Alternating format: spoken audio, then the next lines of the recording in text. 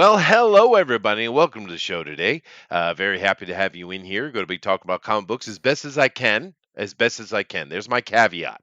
All right, but it's getting it's getting a bit nuclear wintry out there. Just so you know. But while I go over here and hit the like button and share and all those things that I'm supposed to do, and I hope you do as well, Thundero is not only going to tell us about his day in the wonderful place that is America, he's going to ask Eric as well. Hi. Um, what am I doing to Eric? You're doing good, lovely, wholesome things. Oh, Oh, okay. nice. That's preferable. Yes. Yeah, yeah. Yeah. No, I'm having a great day. Great day all around. The weather was nice, sunny, But about while 55 I go over, degrees. That's where I like it. See, because I'm a polar bear. I don't want it to get too warm, but I don't want it to be too cold either, because that's just annoying. But right around the 55 degrees Fahrenheit is where I'm at. I think that's a good day. That's just warm enough I can wear shorts and not be cold, which technically I do that all winter anyway. But and it's just cool enough that you can walk around and not sweat your everything off. So fair it's a enough. good day. Fair enough. Good day. Yeah, no, I get that. I don't have such options, so good for you, I guess. Because when it gets summer here, it's face melting, dude. They ain't playing Oh, around. it is here too in Yeah. summer. Yeah, it's still early spring here, so it's nice and cool. Well, that's good. So, did you have a nice, comfortable weather day, Eric? Yeah, the weather was comfortable today. It was just a regular day, but yesterday was glorious. I'll tell you what. Oh, I yeah. got to go to my first comic convention in over a year. Oh, Oh. nice. Someone allowed Oh it. my. That's amazing. Yeah. Well, now everybody had to wear masks, and Oh, the God. tables were 9 feet apart. Oh, Well, well, they're 4 that feet number apart. I'm sorry, they're changes 4 things, feet doesn't it? apart. We had like 60 vendors at least. Everybody had to have hand sanitizer on their tables, which was no problem, but there was so many people there. I went through half a short box of my comic book, Design Before World of Oz. Nice. And I did, in commissions. It was a really good day. It was fun to see people out and spending money and having a good time. Well, dude, I'm happy for you. Half a box isn't bad. Well, I don't really know, but it sounds good. That's a bunch of Oh, it wasn't comics. bad at all. It was very lucrative. Yeah, and I hear the official distancing now is 2 feet. And here's the thing: if you stand 2 feet near me, I'm going to punch you in the head. Yeah. I think it's 2 masks and 3 feet. Well, Okay. that's what I've always found weird about the social distancing, that these sheep have turned into a weird religious, like, traditional mantra thing that they do now.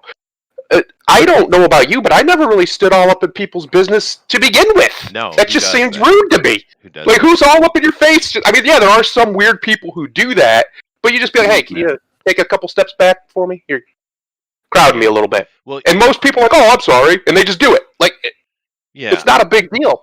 Now, I and that's a very strong point, and I have only one experience in my life, other than girls, and they can crowd me all they like. I've never had a Yes. problem with that. But I have one person in my life that stood too close, and it's here in Japan, and it's a doctor of all things.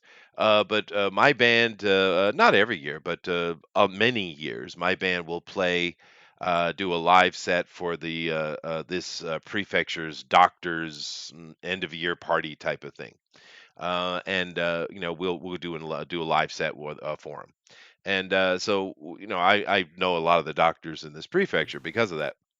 And this guy, every time he comes and he literally stands like 10 inches, 8 inches from me. And every damn time I put my hand on his chest, I look at him sternly and literally push him away from me. And it's like, dude.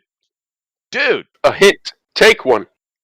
But that's Yeah, the but you're in Japan, so he's like a foot shorter than you anyway, isn't he? well, it doesn't even matter. I mean, so I have to reach a little lower. But it's just, come on, dude. But that's the only time I've ever had anybody do that to me, though. And I don't know. He's just weird, I guess. But what do you want? Yeah, I had one of my the best man at my wedding. He didn't argue with me about it when I brought that up to him, but he's like, "Well, I've had people do that to me." I'm like, "Yeah, but how often have you had people do that to you?" And what are the chances of those very rare people actually having the virus that's going to matter, right? Like, I think it's just a silly little thing that they've gotten so many people to just agree with because it sounds right? Like, it sounds scientific and official because it's coming from the right people. Yeah, and it's just dumb. They can't make up their mind on anything, dude. No. It's all a bunch of bullshit. It's political. But, you know, I joked about that a minute ago with the girl thing because, you know, that's my job. But I've actually had a few girls in my life that were a bit too touchy and clingy, to be fair, though, now that I think about it. And, yeah, I actually don't like that much. You ever had that trouble, Eric, where, you know, girls just kind of always want to touch on you and shit? The touching doesn't bother me. The clinginess does. Yeah. Like the spaces of affection don't bother me, but the clinginess. Where you at? What you doing? Where you at? What you doing? Non-stop. That drives me nuts. Yeah, no, it does. And it's been a while. I mean, I've been married. Yeah. Oh, yeah. It's been a long time, but yeah. Yeah, I've definitely had that experience. So I have to backtrack that statement. There are a few girls that have been like that. Yeah. I don't know. Whatever. Anyway, that's not the point. The point being, social distancing is dumb. People do it automatically. Dumbasses. Roger's got a good point in the chat. I don't know if you've seen that, but they're making a mask just for your nose now, so you can wear it when you go to a restaurant. Yeah. I shan't be doing that. No, but here's the Jesus Christ. Why do I have to? All right, look. When it comes to actually communicating your potential virus givingness through your orify, the mouth is the issue, not the nose. It's 100% the mouth. And of course, the funny thing for me that I've chuckled about from day one, because there has been a couple of situations where I've needed to wear a mask here in Japan. Most of the time I don't have to, but in those situations I didn't make any noise. I just wore it. But it's dumb because I've said this from day one. If you guys remember, we were talking about this thing before the mainstream media was, because I'm living in Asia. You remember? Yes. Right. Mm-hmm. Yeah. We were on this topic long before the West was, and it was so long that in several of our conversations, I was actually wondering, I wonder when Trump's going to deal with this, because I thought they were responding kind of slowly, and we know Trump was actually one of the first to get on it. Mm-hmm. If you guys remember the streams we had and the conversations we had. Well, here's the thing. When people started talking about masks, back when Fauci was saying, oh, they won't do anything for you, and he was right, it's because this is a 2-micron disease, a virus, sorry. And the mask that everyone wearing, those are 3 or 4 micron masks. It's as if it weren't even there. I don't care if you triple mask. It doesn't matter. Here's the thing. Another thing kills me. If you take those mask boxes, which I'm sure everybody listening to me has, go read the side of it. What does it say? Yeah, it can't prevent virus spread. It does not protect from COVID-19. Correct. At all. But yet you're told to wear it. It's like, huh? Yeah. I mean, seriously, if you didn't know what I just said, go check your box. Go check the bag your mask comes in. Go read it. It says right on there, does not protect from COVID-19, or it'll give a micron restriction these days when they're printing them. They put that on there. So why is the governments of the world pushing this masks, but yet the medical companies, to protect themselves from legal litigation, are putting this on their boxes? And no one's talking about it. You know, what do you do? Well, not only that, if you look at literally, and I'm not exaggerating when I say this, if I did this research before, while we were talking about this stuff at the same time frame, all of the data, all of it, for 115 years, I went back, says masks do not stop the spread of a virus unless they're like medical grade, properly vented, properly fitted. Right. You have to actually be fitted for it. Masks. Yeah. Just putting a piece of cloth over your face doesn't do anything, really. I mean, it might make you feel better, but that's about it. Yet, midway through the first half of this pandemic, all the science decided to just change because one study said otherwise. Well, no, it's politics. It's all political. Yeah, Yeah, Right, no. and here's the rule of thumb that everybody should always listen to, always, always, always. In the crisis, never listen to an expert, ever.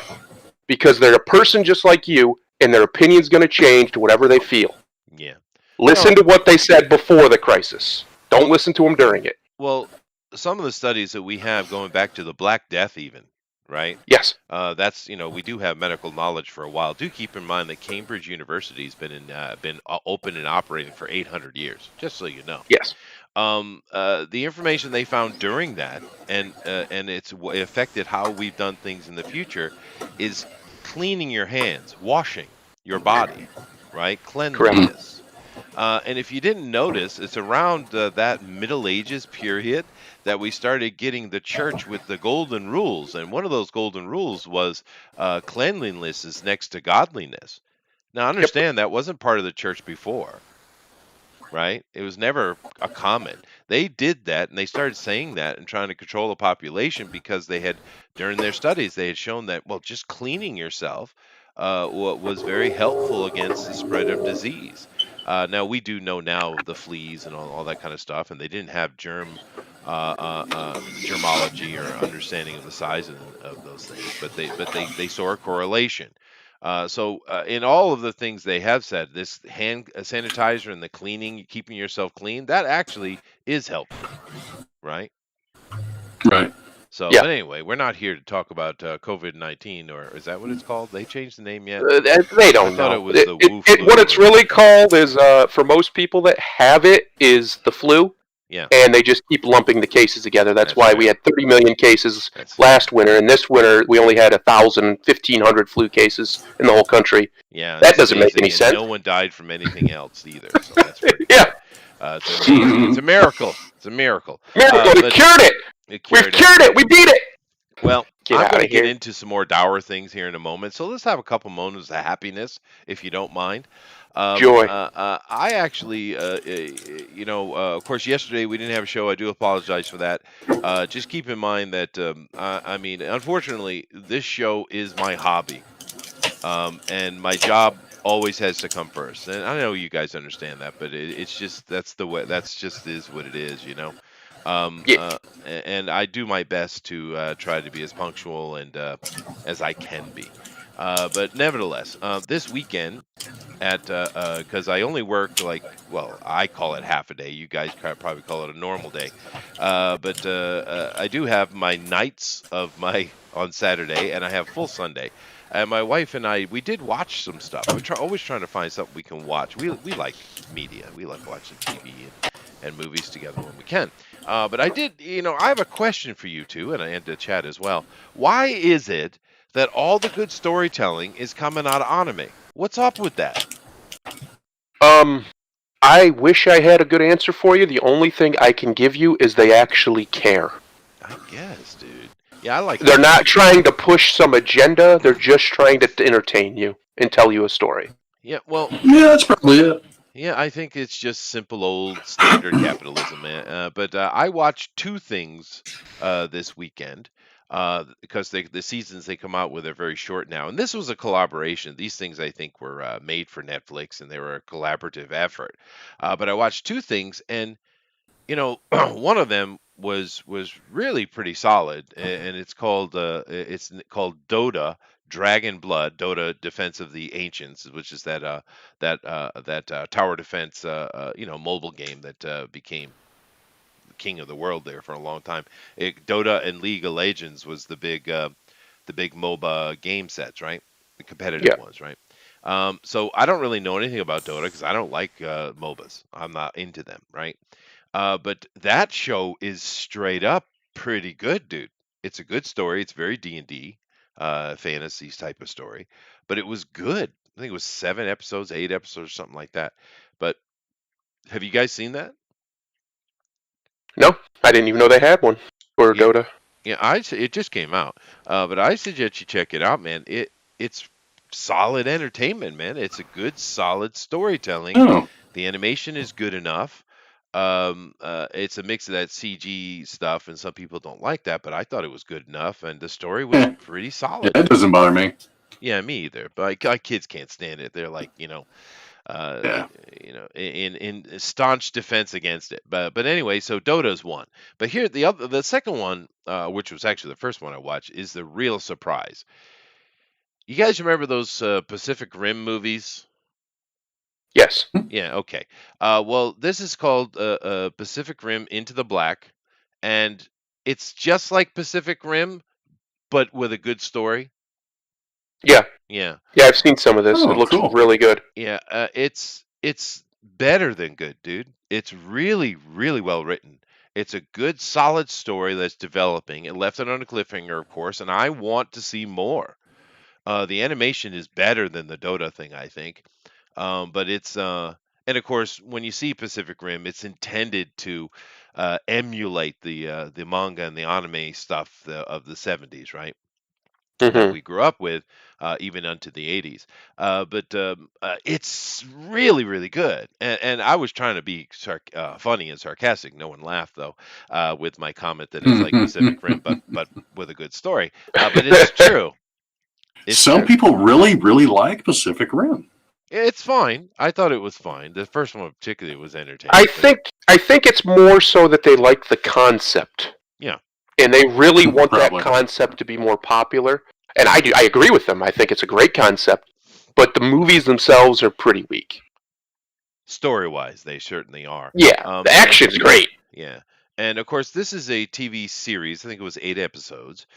So they have more time to develop their story. But damn, do they, dude. They've really put down a good. I'm not going to say anything about it because I want you to watch it.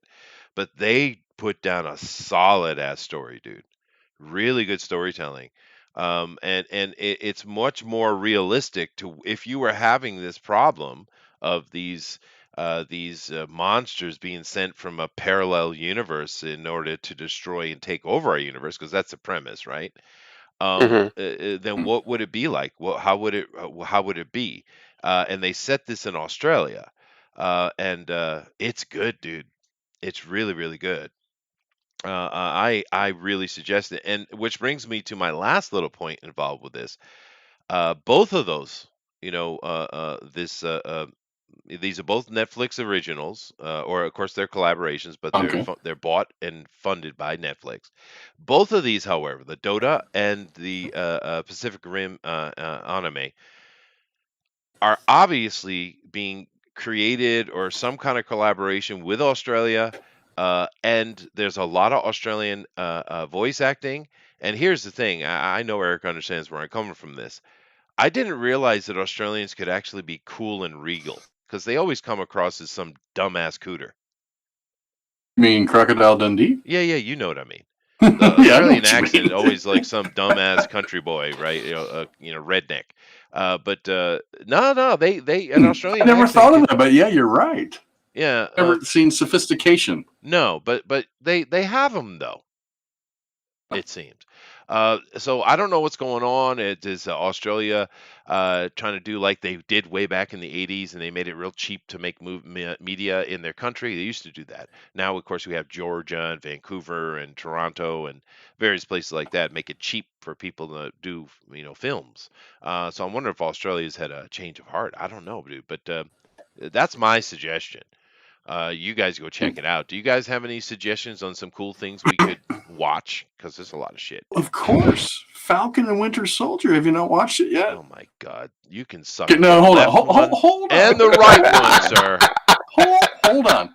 I got a point to this. There's a point to this. So I've watched the first 2 episodes. I enjoyed them. They were fine. Nothing wrong with them. But one of your greatest fears, I think, may be coming true. Because Sam and Bucky scissor. Yeah, Oh, God. they scissor. They absolutely do scissor, dude. Yeah, they do. No, okay. A serious conversation about the Falcon and the Winter Soldier. I just want to slap someone just for the title. Yeah, it's dumb. But here's the thing. I'm very happy that the two actors, Anthony Mackie and God damn it, what's the Bucky actor's name? Sebastian Stan. Thank you. They actually work pretty good. Well, they work pretty well together. They have chemistry. It works. Cool. I think, yeah, they got good chemistry together. And when they're on the screen and it's just them, It's fine. There's nothing wrong with it at all. It actually works really well. So I'm happy about that. The first one was fine, and it was 1,000 times better than the other crap they came out. What was that? WandaVision? Jesus. Yeah, I'll watch all of WandaVision. I ain't watching anymore. I refuse. I saw the first 2 episodes. And that thing sucked. But it was much better than that. And I was like, all right, well, there I can see the squeegeeing in of politics in the first one a little bit. But I was like, all right, I'm going to hold I'm going to reserve my opinion, Eric. Then I watched the second one. Dude, super woke. Yeah, it was a little more out there. Yeah, it was Super in your woke. face there. Yeah. If you were a foreigner watching The Falcon and The Winter Soldier, you would assume America was majority black. Majority people live in America are black. That's what you would assume. Because that's what you see on the screen. Everybody is black. There's black everyone. Everything around you in the crowd. It's just an incredible. And here's the thing: having a natural representation, just kind of a organic representation of an American pie, it's going to have all kinds of color in it, right? But that's not what they're doing, dude. They're pushing the black thing hard in that show, and it's annoying. It's annoying. Because I shouldn't care. But I do. Am I a Well, racist? because they've made you care. Yeah. They for 30 years I grew up in this world where we weren't supposed to even notice race. Shouldn't matter. Yep. And then now it has to matter at all times, always, in everything you must think about it. So you can't shut that off, right? You can't shut that propaganda off in your back of your mind. So you think about it everywhere. And you notice things like in every TV commercial or just in like random ads on products in the store, the races will always be mixed on them now. Always. Not even just white and black. Sometimes it'll be white and Asian or Asian and black or whatever. Every time. You can't have the same race of any race, it seems, right, on anything to do with advertising for some reason. You notice these things and I don't want to notice them. I don't care. But I have to notice them because they forced me to. Because you just can't shut that part of your brain off, right? That's just how your brain's wired. Right. Yeah, no. I'll tell you something interesting. My boss at work is a female black woman, which I have no problem with. I mean, she's one of the best bosses I've ever had. But even she told me a few weeks ago she cannot stand watching these commercials anymore. It's always got to be a mixed couple, and it's every single commercial you watch. And it's not like that in real life. No. Well, as far as Hollywood's concerned, you can't have a white person with a white person. Yeah, and not anymore. Super rare. Right. Yeah, you got John Walker, which all of us comic book guys we know, U.S. agent. Okay, they're calling him Captain America, whatever. I get what they're doing. And you got Battlestar in there as well, which is okay, great. We're following the comic, great. But of course, even in that little subtle thing with John Walker, of course his girlfriend is black. Of course, right? As usual. And normally we wouldn't even think of it. Right, it wouldn't even be a thing, but they make it a thing. I'm not happy at all with what they're doing with it. I think the storytelling's fine. It's way better than WandaVision, but it's just more bullshit. Josh says, I sometimes call it COVID-19 something. I call it something else. Trump. Well, okay, I don't know what he's talking about. Well, wasn't that supposed to be a black neighborhood or something? I'm not talking about the neighborhood, Joshua.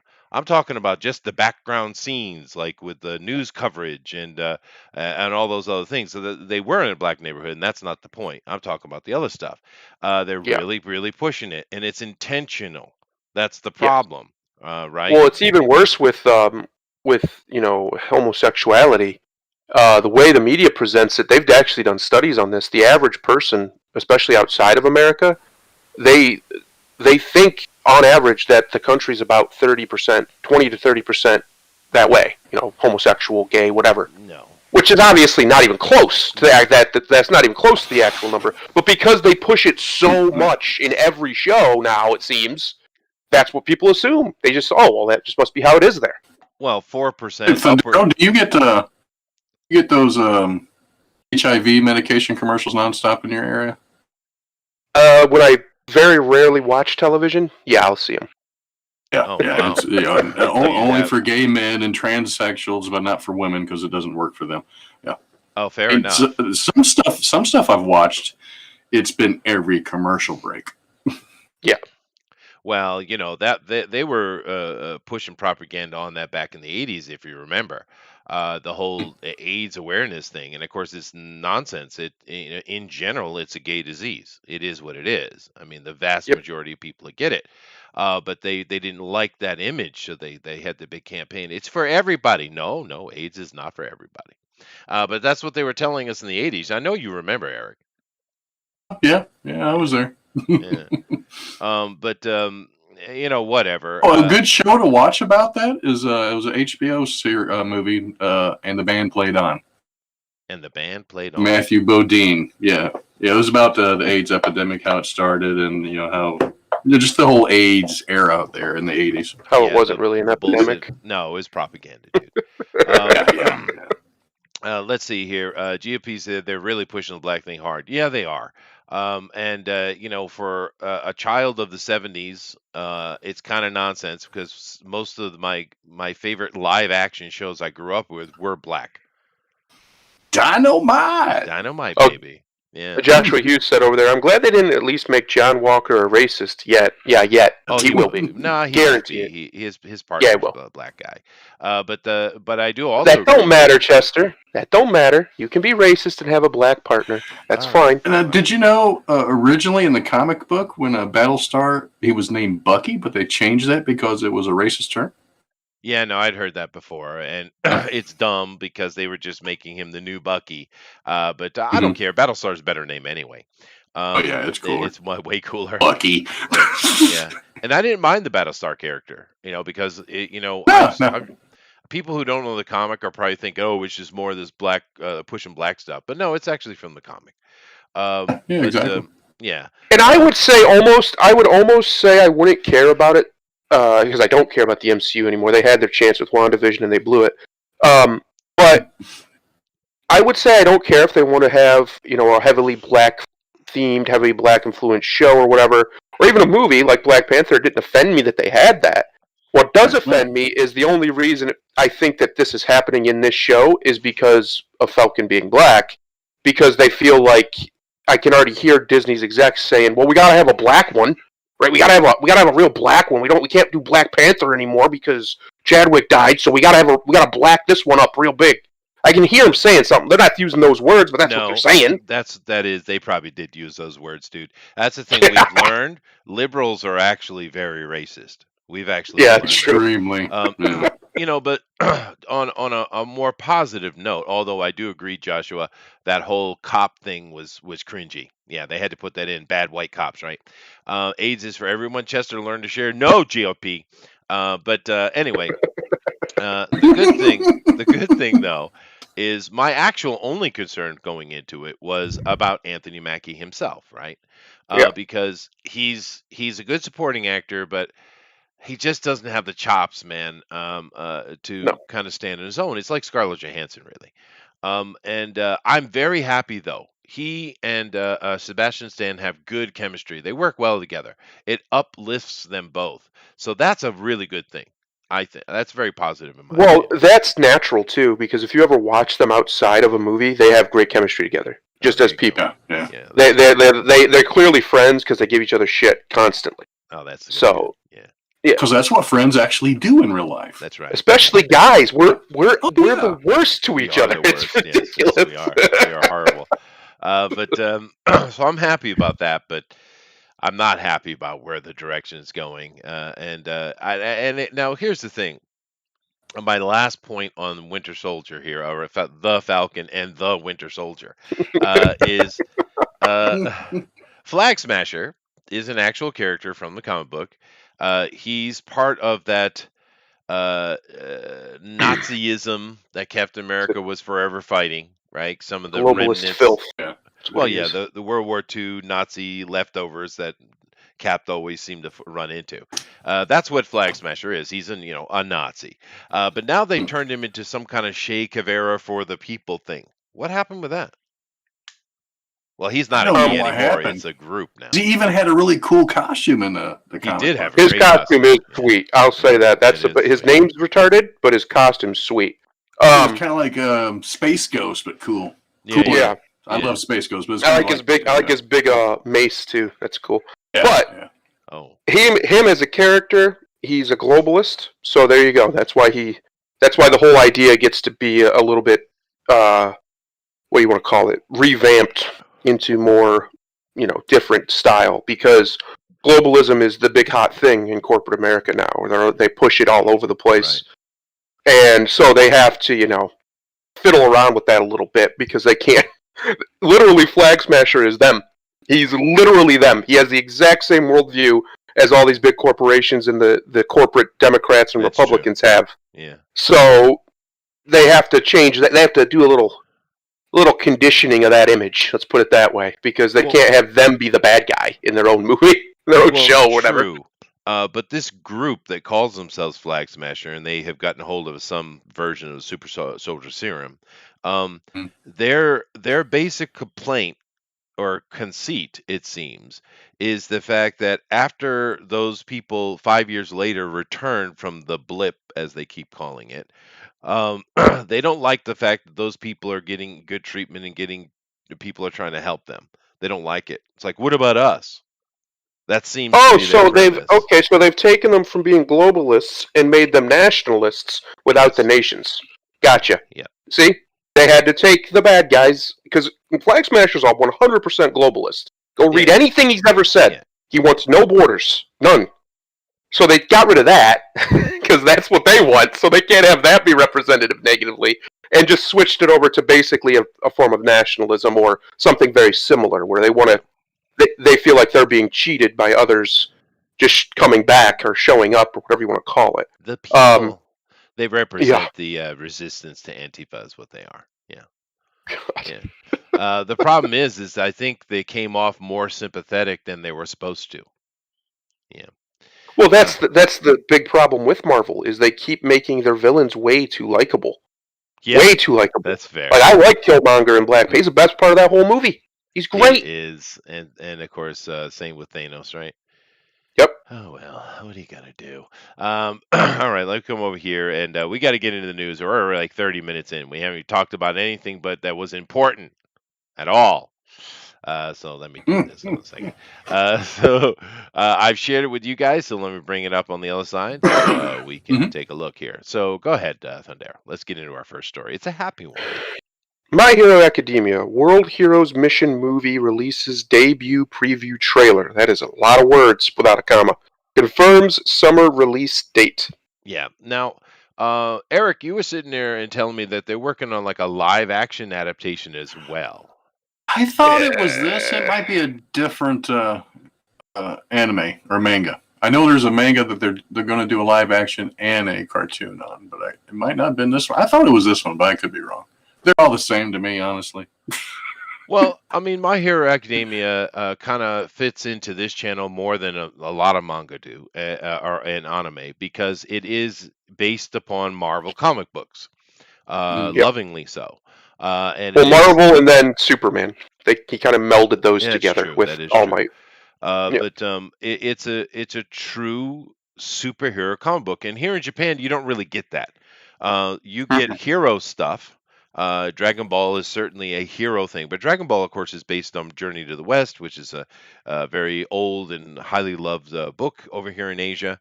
But they don't really do the superhero. And recently, we've gotten two of them. We got One Punch Man and we got My Hero Academia that are very superhero-esque. And this one is very true to that kind of concept. And I'm very happy because the popularity of My Hero Academia opens up further superhero stuff here in Japan, and that makes me happy. Is this the actual trailer?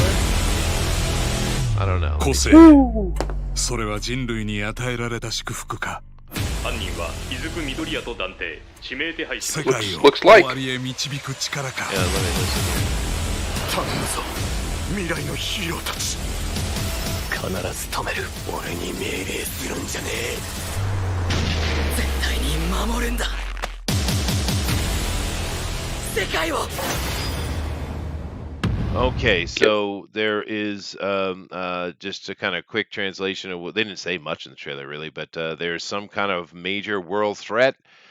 He said in his voice that I shall, and he said it in the most countryside slang you possibly can. He's he said he is going to destroy the world, and the heroes must save the world from this world level threat. So Thanos is coming in. Nice.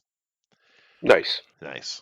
He's No, I can't sing the praises of My Hero Academia high enough. I think it's, if you're a comic book fan and you're disenfranchised with modern comics because they suck by and large, there's a few exceptions, but mostly they suck.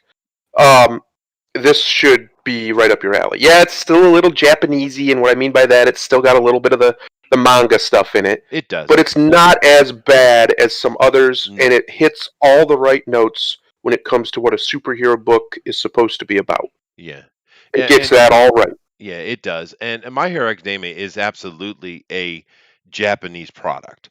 Whereas the two things I just mentioned are clearly being I don't know what studios made them, but the Dota and the Pacific Rim ones I were talking about, those are clearly made for a Western audience. They don't have any of those kind of Japanese tropes, even though there's clearly anime in its art. So that is true. But My Hero Academia is not so bad though. I've seen much worse, dude.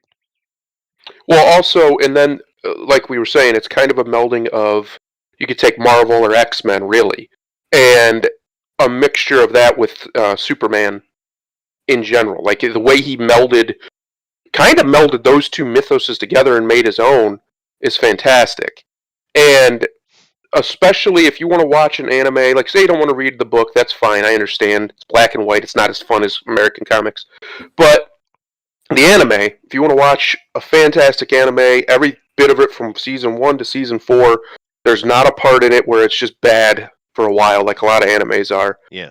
It's fantastic from beginning to end. It's fun. Season 3's finale is the best superhero stuff we've gotten in 30 years, probably. Yeah. It's so good, and it literally, if it doesn't make you almost like happy as a person, as a comic book fan, it almost made me, brought tears to my eyes, to be honest with you. It's that good.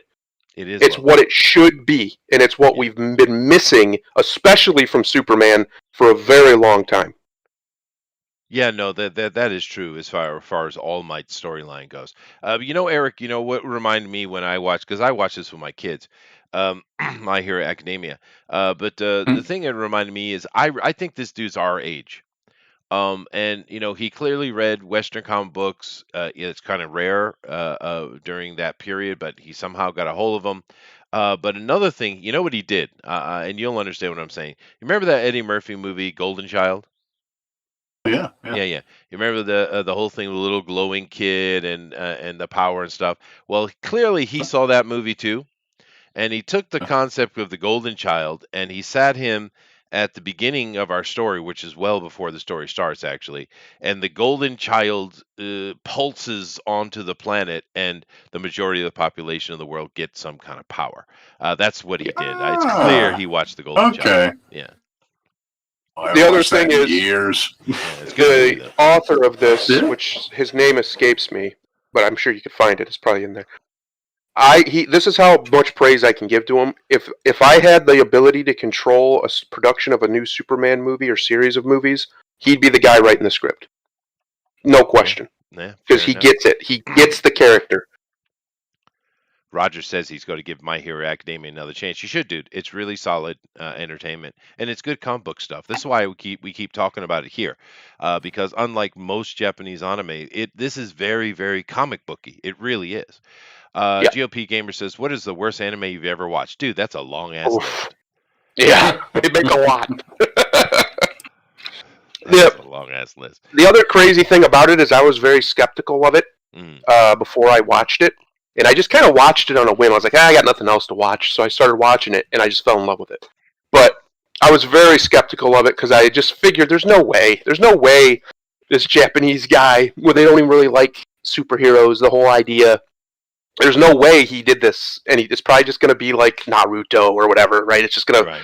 to, but they'll call things super. No, it's not that at all. He No. gets it. He gets the whole psychology of it, He does. and he just tells fantastic stories with a very Japanese manga-esque feel to them. But they're superhero stories. You could take it right out of his culture, put it in ours, and it works just the same. Yeah, I agree with that. Dang it, you're gonna make me read it, aren't you?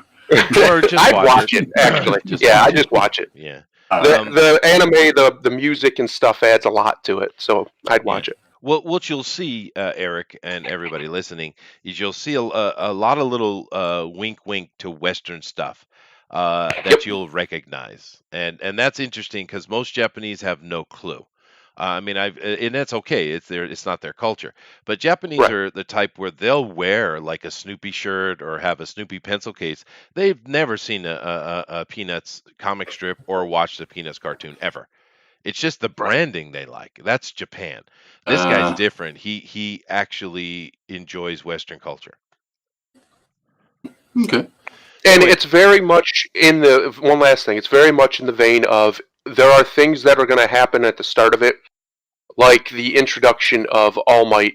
I'm not going to spoil it since you haven't done it a lot, but there's parts of it, the introduction of All Might, that are going to be that are kind of annoying as a Westerner, and just the whole beginning of it. But it's so worth the journey. It really is. It's fantastic. Yeah. The main character is a great character. And he's just a little kid, basically. I think he's like 15 or something. And All Might is the best created comic book character in a very long time. Very long time. And the thing I like about the main character as well, because Japanese, you understand, manga is part of the culture here more than comic books are part of American culture. As sad as that statement is. But of course, manga and therefore the corresponding anime go through life cycles, right? And for quite a while here, the life cycle has been the soft little boy who is forced to become a hero, or the whiny, bitchy boy who becomes a hero or girl. That's been the trend, and I can't stand it. Or the stupid one. The one who's really stupid. He's like really dumb, but has a good heart. Yeah, Deku's not any of that. No. Deku, his body is weak, but his spirit is not. Yes. And he's a never give up type of attitude. That's very Western as well. But anyway, let's move on from happy moments into not ones. This is not directly comic book related because but I missed Night Owls yesterday, so I wanted to cover a topic that I would cover there normally. We have been covering the Gina Carano thing, and this one is outrageous. Go ahead. Former North Dakota Senator Heidi Heitkamp claims Gina Carano is an outright Nazi who hangs with white supremacists. Okay. I mean, there is a lot of Jewish white supremacists. I mean, let's be fair. That's a common thing, yeah. Buddying up with them Jews. Heidi Heitkamp? Yeah, she sounds more like a Nazi to me. Exactly, right. That's probably why she's so defensive. But here's the thing. This is coming from just the other day on a Bill Maher show. Now, Bill Maher is a liberal sycophant. We know this. But he's just a standard liberal. He's not one of these progressives. And he, like many of the standard Hollywood liberals, have been pushing back against this cancel culture thing because it's ridiculous. Because it is ridiculous. And it's eventually going to catch up to them too. Oh, it will. It's like Sharon Osbourne went on The View, trying to defend her friend Piers Morgan, and she said, and they attacked her. She said, "Well, you're attacking me." She was crying like, "Oh no, we love you, Sharon." Well, she's canceled now. Right. Yeah, now she's off the show. Two-faced bitches. But anyway, in this interview where this lady was on Bill Maher's show, it kind of had got into the cancel culture conversation, with Bill Maher has been speaking against, and he was like, I can't remember, who's that girl that was on The Mandalorian that got canceled? And this lady spoke up and says, "Oh, you mean the Nazi?" And then they got into a little conversation. A couple of people there tried to defend Carano. And this lady said straight up, she's a Nazi and she hangs out with white supremacists. She didn't verify that. She didn't give examples of it. She didn't, no evidence whatsoever. She just said it straight up. And here's the Sounds an thing. awful lot like slander to me. I don't know. And she even said she opened herself up to slander by saying it, but she's going to stand her ground because she's right. And Well, then it wouldn't be slander, you idiot. yeah, You right. dumb bitch. There you go. Yeah. You want some slander, you stupid cunt? Huh? I'll But- slander you all day. but- Good lord. To his credit, Bill Maher was trying to explain what the point she was making. And here's the thing that I have to say: we all know what's this coming out of. It's coming out of this tweet she did here. And how prophetic is Gina Carano? Right? Yeah. I mean, take a look at it, because her point when she made this, I was like, well. I get her. I get it. I get that she's saying that the reason why the Nazis were able to do the things they did is because they had spoken so long, so bad against the Jews that the people themselves wanted the Jews out. Now, of course, to be fair, if we want to be truly honest about it, it was much deeper than that. Adolf was just playing on something that was already there, because the British were using the Jews, who controlled most, or at least the banking Jews, to keep the Germans down. So there was already an oppress them. animosity there to oppress them. Yeah. Yes. But whatever. The point taken. Right. And but of course, going to something as extreme as the butchery of hundreds of thousands of people is not it compared to what's going on now. It's a bit extreme. Yeah. But I get it. Give it time. Yeah, well, that's my point, because they're proving her point, and it's getting closer and closer to that, and you're going to see more of that today.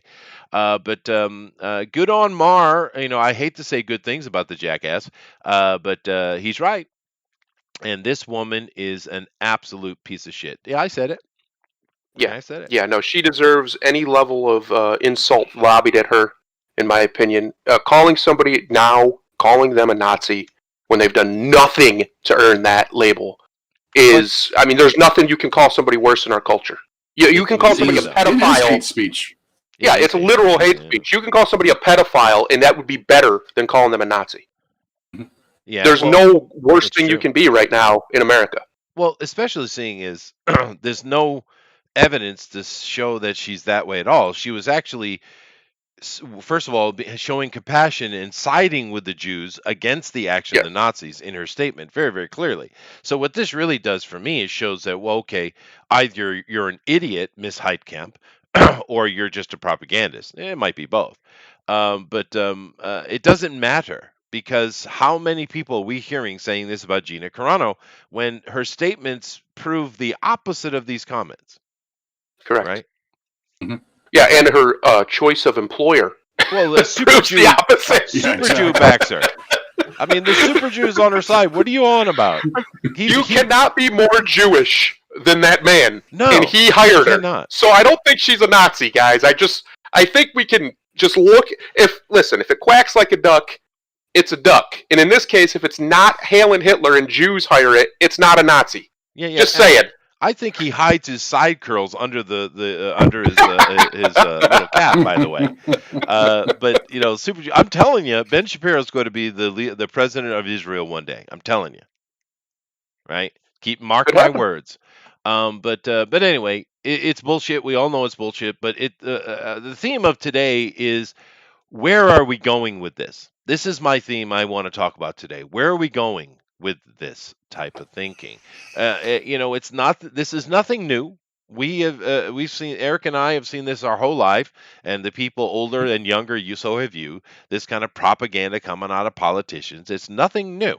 But how far are we going to take this? Because take a look at this next article. This is sad, dude. Go ahead. Scholastic removes book by Captain Underpants creator Dave Pikey from publication. Claims title perpetuates passive racism.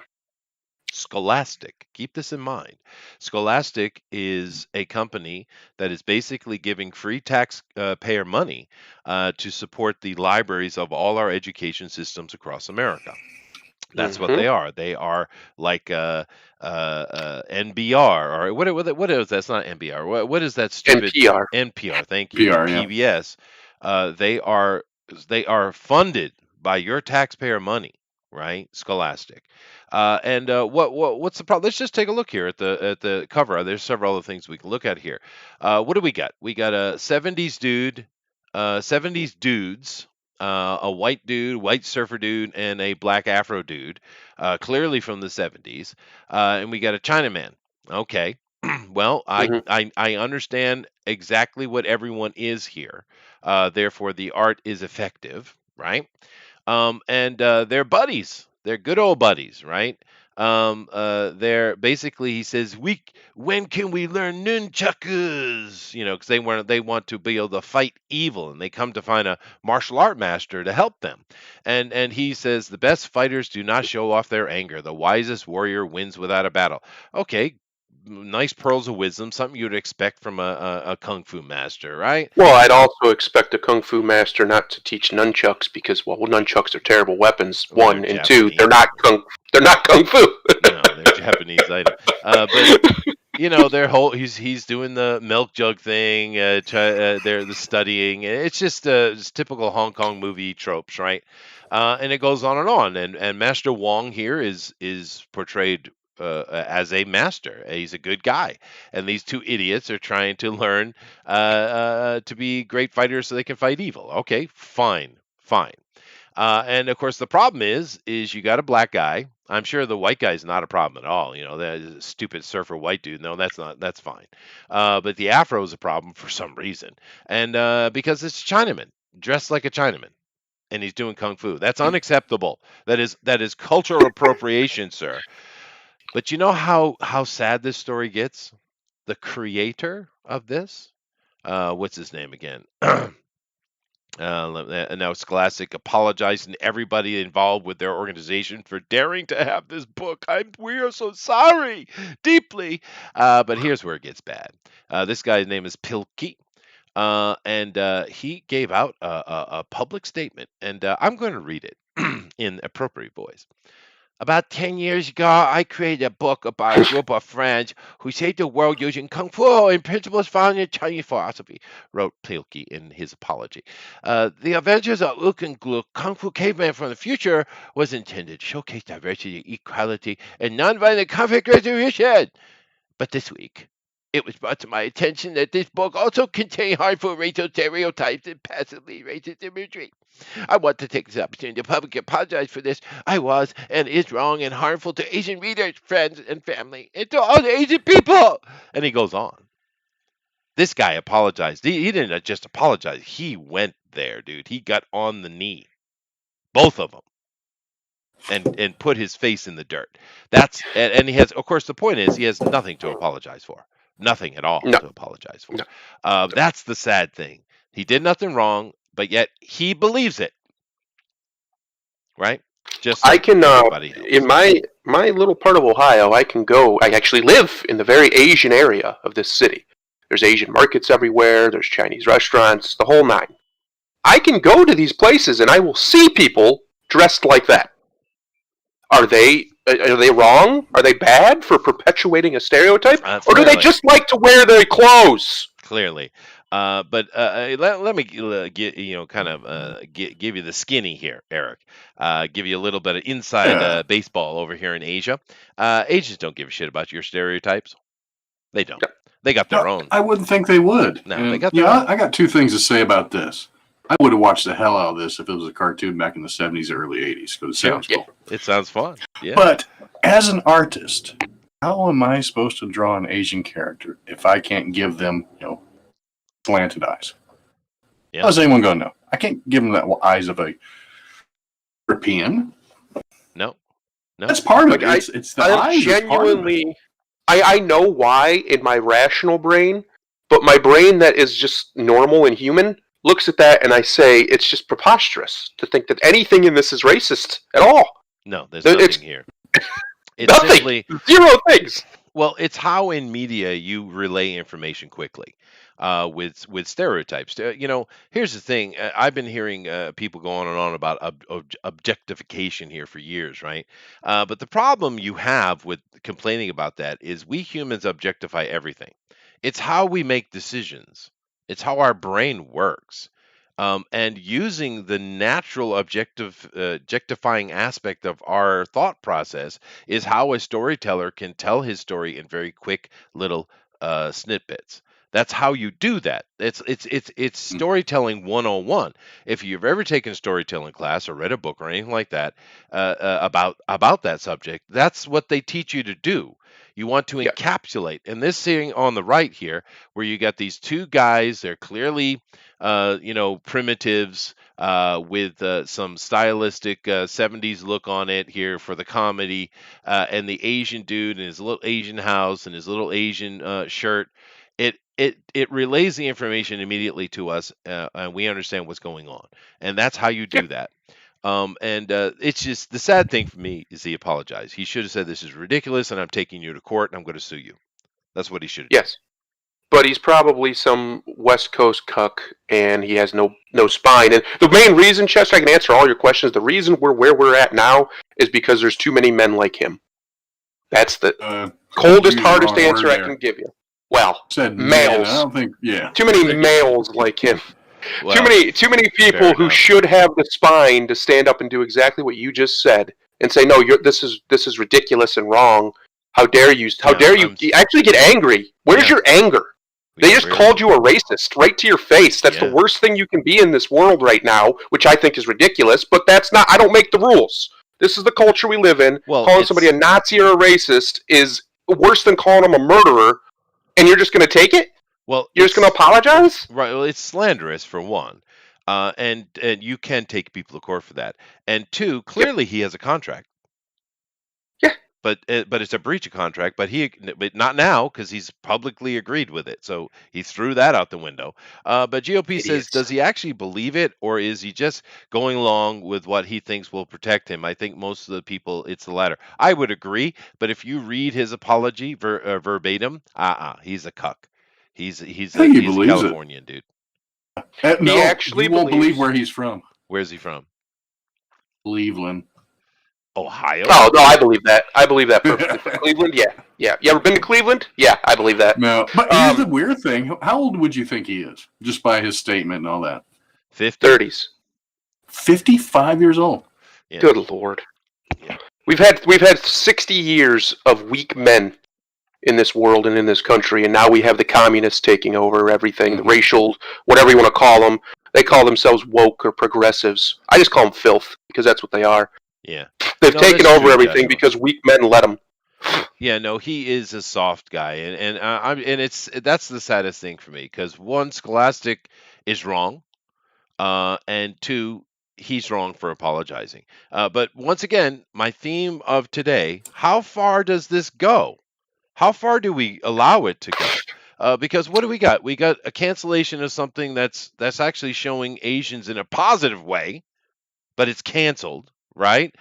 We got this actual freaking she's former, but an actual American senator making ridiculous slanderous comments on TV. Politicians usually smarter than that, but they don't care now. They don't care, right? How far does this go, dude? How far does it go? It's very simple. A man who was canceled last year himself said the year before, and he's correct, all of this is dress rehearsal for genocide. That's where it goes. It's where it always goes historically. It's never not gone there. This is the question, yeah? Now let's take a breath here and look at something that's not offensive. Go ahead. Red Sonja transported to the 80s and new one shot by Amy Chu. Okay, now I don't really... some reason that name seems familiar to me, but this is standard looking Red Sonja. Good looking red. I do. I enjoy. I enjoy, yes. And going to the future, which they do with her and Conan quite a bit, actually. They jump them around. Nice covers, nice looking art. So we got a book here that's in the 80s with her. I like her little 80s outfit she's got here, and it's from Dynamite. And we know Dynamite is nowhere near as bad as the other ones, and it could be fun. So, I don't know what the comic's going to be about. It's just one of the little time travel things that they tend to do. I don't know Amy Chu offhand, although I seem like I do. But I would just thought, looking at this, was like, oh, this might be fun. Here's a comic maybe you go check out from Dynamite, Red Sonja in 1982. Anybody, Eric, do you know Amy Chu? No, but go down about 2 paragraphs. I think it said something she had written or drawn, or go down one more. Okay.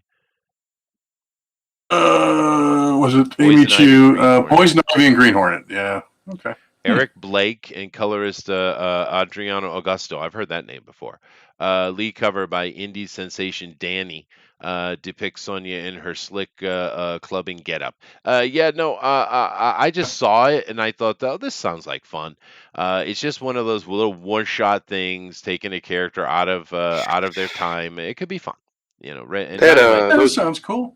Yeah. Those pants are not 1982 though. That's like more 1976 is what that is. Yeah. Oh, well, it looks good though. But then again, hey, I like that. Yeah. Well, we Cool saw looking. Wonder Woman 1984, and it was clearly supposed to be set 1972 or 3. So they don't get it. It's just like Stranger Things. That's such a perfect representation of the 80s. Like, dude, fuck off. Fuck off. It's especially Worcester. It's supposed to be kids in the 80s, and no, it's not. That's not what it was like at all. I was there. Not at all.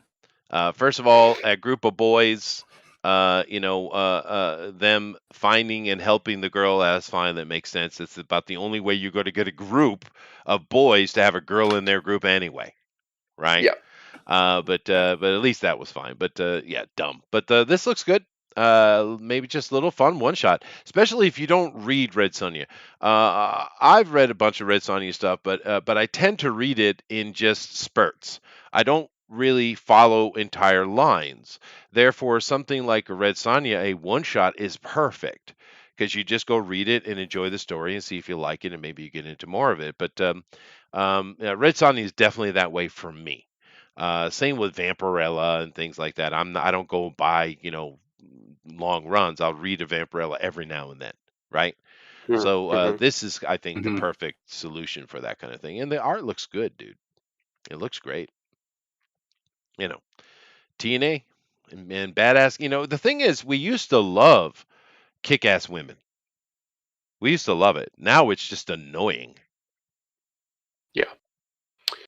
Yeah, it's annoying because they've made it into a political statement, which I guess it kind of always was. But now they're like it's insufferable. And the kick-ass women are, by and large, they're terribly written characters, and their whole character is, I'm a kick-ass woman. And it's unbelievable. I can't suspend my disbelief that person's going to kick anything's ass. Whereas if you go back to the very bad movie that was called Red Sonja, which was horrible, it had Bridget Nielsen in it, Jeez. and woo, Bridget doggy, Nielsen. she definitely kicked someone's ass. I mean, come on, right? Yeah. It was more believable. Like some of the other female we've seen, like that lady. What was the lady from Terminator? Linda Hamilton. Linda Hamilton, thank you. Yeah. She went from being a soft lady, she got herself in mad shape, and came back in the second one, and she was believable as both. A soft, normal woman, and then a kick-ass guerrilla fighter. I believed it in both cases because she made us believe it. It's called acting. Well, yeah, and she committed to it. She got herself in crazy shape. She did. She looked like a female warrior, what they would look like. The one thing that they never get right, or not, I shouldn't say never, but very rarely get right with these women, is they don't have any musculature at all. Like, they don't have to be jacked like China, but they have to have some definition in their shoulders, a little bit in their biceps. Because if you're fighting, especially you're fighting men, guess what they're coming at you with? They're coming at you with their arms, so if your arms are weak, you're going to get overwhelmed. Just simple physics will tell you that. There's a reason Chun-Li has thunder legs. Yes. Thunder thighs is the reason for it. No, that's a very fair point. It's not believable. Because, you have to at least sell it on us. And I've complained about this for a while, and I'm sure it's hardly sexist of me.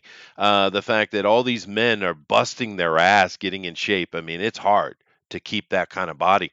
Now these tend to be little without help. They're small humans, Hollywood uses little people, so it's a little easier for them, but nevertheless it's a lot of work and a lot of dedication. And a lot of these guys are doing shit. Nicolas Cage got himself in badass shape of all freaking people. But these female actresses today, they don't bother. They don't put the work in the men do. Is that what we call equality, Eric? With the exception of just recently, Natalie Portman is jacked up now for her upcoming role. Yeah, but pictures have come out of her. She's been working out. But she's only got about 1.5 brain cells, so that's a different conversation.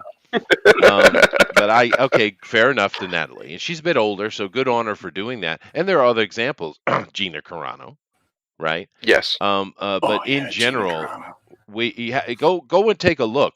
Go to Netflix and I know this sounds ridiculously pedantic, but just go to Netflix and just kind of scroll down the page and count how many female-led action movies or TV shows there are. Count them.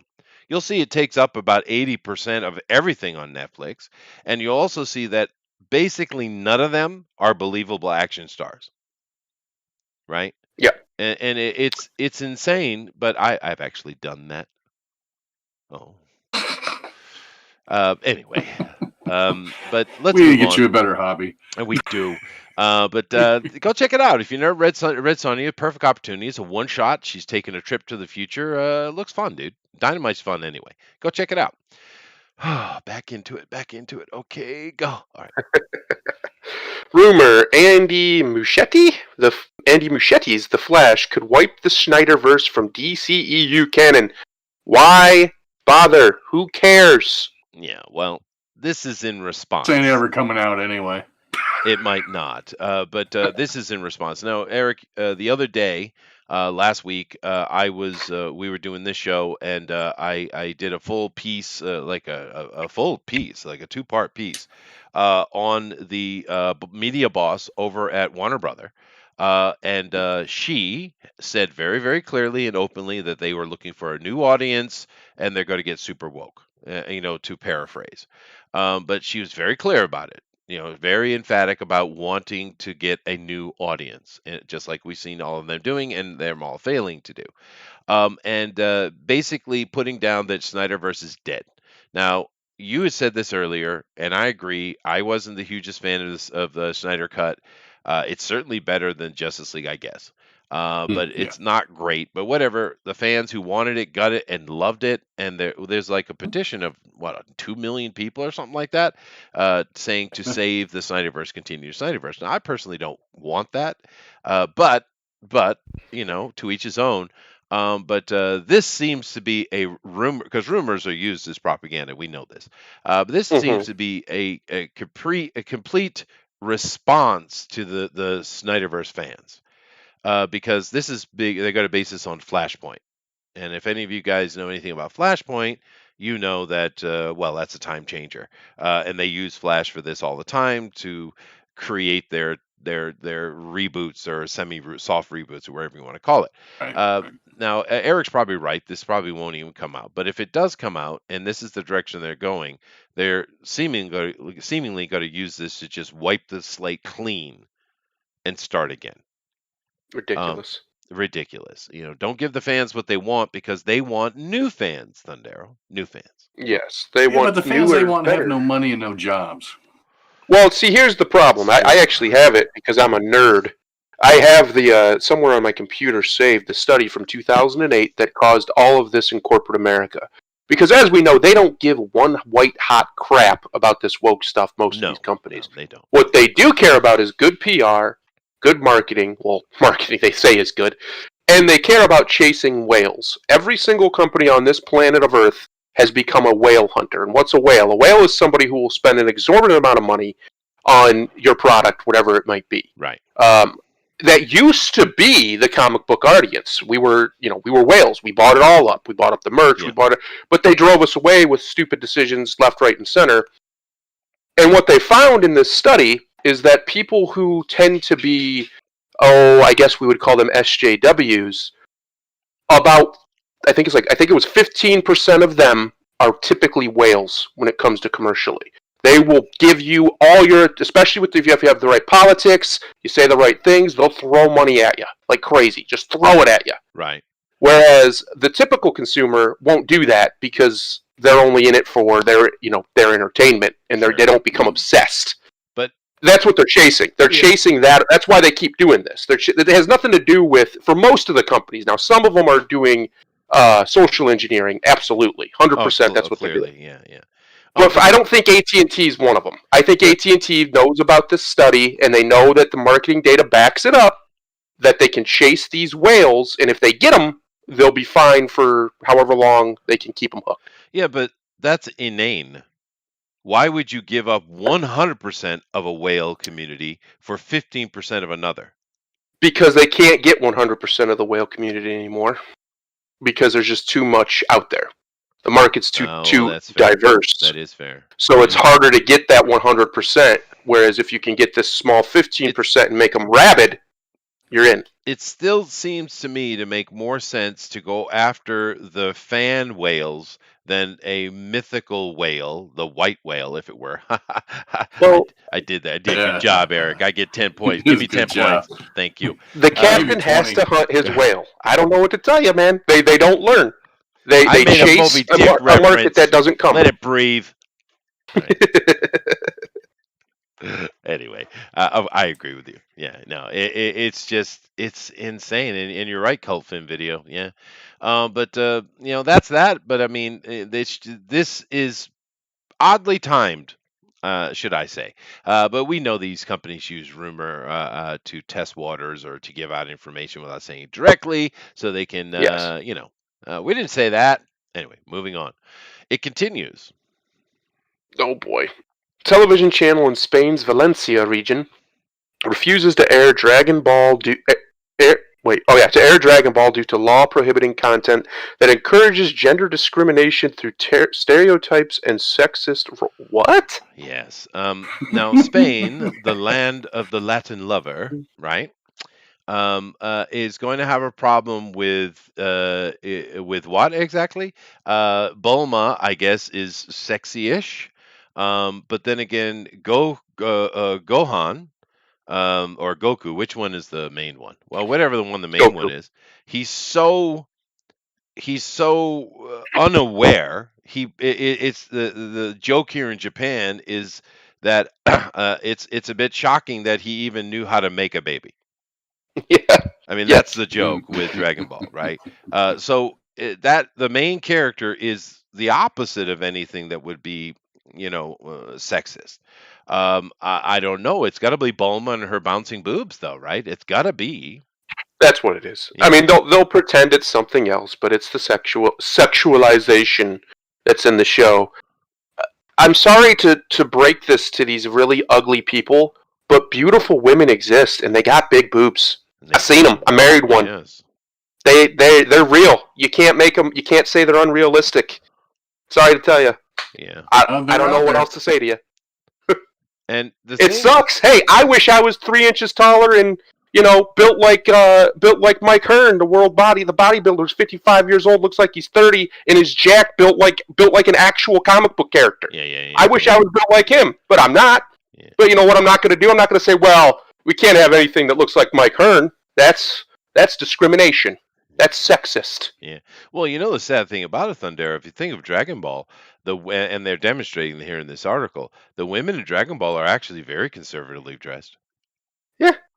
They're dressed realistically, to be honest. The unrealistic stuff is what Goku does, right? It's the nonsense, over-the-top action. It is. And Chi-Chi had to force Goku on their wedding night. Yeah, that's my point. That's the joke. And that's kind of a running joke in Japan. It's kind of a normal thing. Like, even my wife makes this joke about her older brother. They're like, because he got married, and they were like, does he even know how to make a baby? That was the joke in the family. It's kind of a standard Japanese joke. Right, but this is dumb, and it's the more shocking thing, because there are plenty of very, very over the top anime. There surely are. Bleach. Oh yes. Anybody? Yes. Dragon Ball. Really? Dragon Ball. The genderizing, or whatever you want to call it, it's almost non-existent. It's just kind of stuff that happens because it's, I don't know, that's how he shows time's progression. Really, is more than anything. It's completely irrelevant to any. They could take it out of the story, and it would still be people. They don't watch it for that. People watch Dragon Ball for the fights. Yeah. That's all they care about. The 10-minute screaming fights. The Japanese only have one joke. They do have 1.5 jokes, but the half joke isn't very funny. The more shocking thing for me, once again, the question here is how far does this go? How far will it go? This is Spain, the home of the Latin lover. Think Antonio Banderas and multiply him by 15 million, right? Yeah. That's Antonio what they are. Banderas. The men there pride themselves on their sexiness, their suaveness. A lot of people like to talk about the Italians and the sexy lovers. They're Latin lovers too. Oh, no. The Spanish, they make them look pale. Even right? Antonio Banderas' name sounds sexy. Like it sounds like a dude who women would go to for that. You know what I mean? Antonio Banderas. He'll take care of you, sweetie. Go over there. Like it's just what it sounds like when you say his name. Spanish is a sexy language. It is. And their names are often have a sex appeal just in them. Yeah. It's the mind virus has infected everyone. It seems no one is immune. That's the shock, isn't it? And I chose Antonio Banderas because he's the perfect example of a Spaniard, right? Yeah. Other than a Mexican or something like that.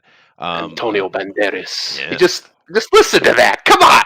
Yeah. Even when he's an animated cat, he's drop dead sexy. Yeah. Still got that charm, that sex appeal. The ladies still fawn over him. He can't help it. You just can't help it. Yeah, but what do you think about this, Eric, though? I mean, I would expect this out of a California network or something, but Spain?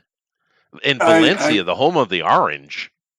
I usually expect, Europe to be more open about everything and not bend to stupid little things like this. That's the way I picture it here. But this is just ridiculous. It's just more ridiculousness spreading across the globe like a virus. It is. That's my point I'm trying to make today is how far does this go? Are you ready? I got another step for you. I'm not ready for climbing this that one. ladder. I'm ready for this one. Here, let me. Since my wife came in here, let me ask her: is Antonio Banderas sexy? Yeah, just instantly, yeah. Not even a hesitation. I even agree. Yeah. Sesame Street introduces 2 new black puppets, ABCs of racial literacy resource to teach kids about racism and diversity. All right. Now, first of all, I grew up with Sesame Street. It's my generation that it came up out of. Sesame Street has been quote unquote diverse, although we've never used that word in my life until recently.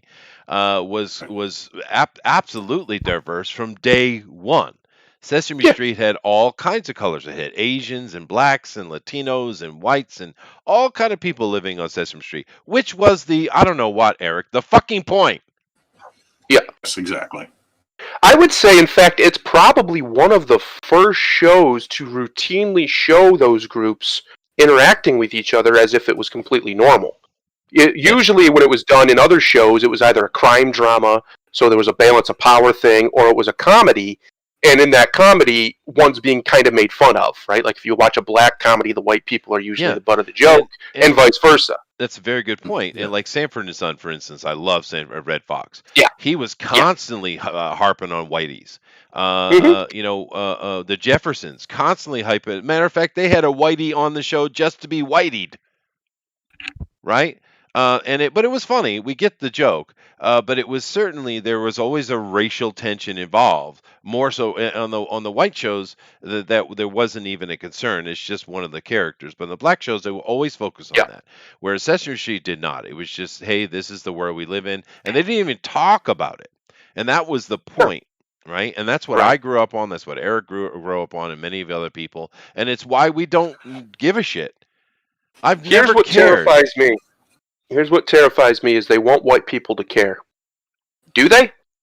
I don't think so. I don't think they do. They want us to rise up and rebel. I think they're. It seems that way. In America, I know, dude. I know it sounds conspiratorial, but I really think I mean cause rebellion.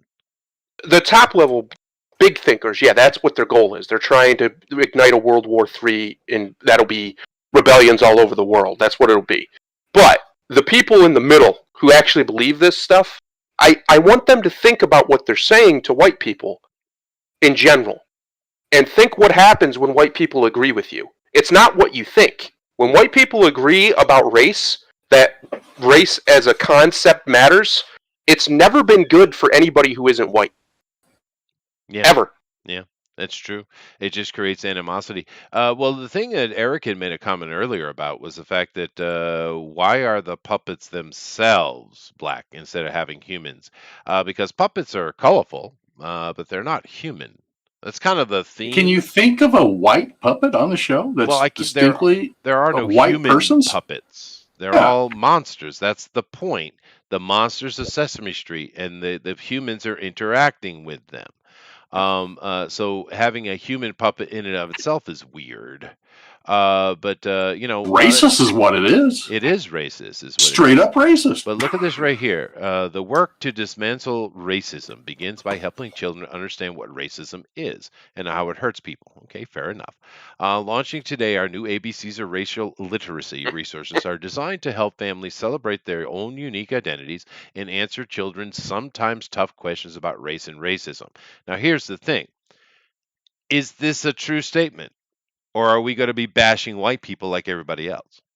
Well, I don't think children have ask those tough questions, really. Well, I never because had to. Their brain isn't developed yet.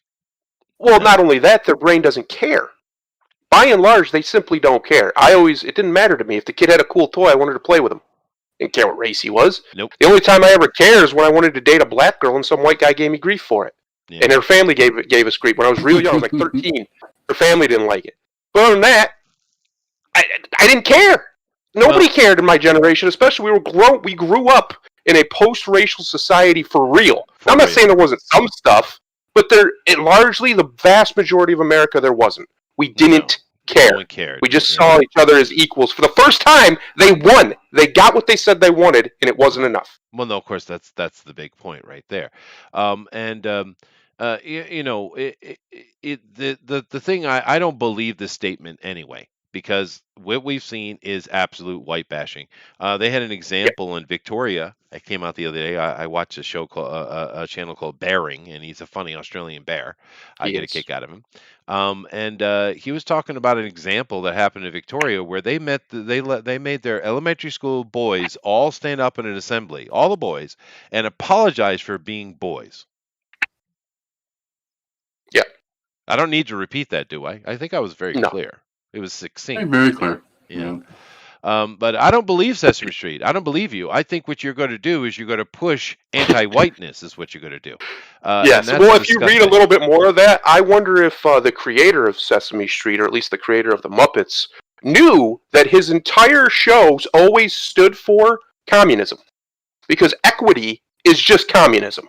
That's all it is. Yeah, Sesame Street has always stood for diversity, inclusion, equity, equality, and kindness.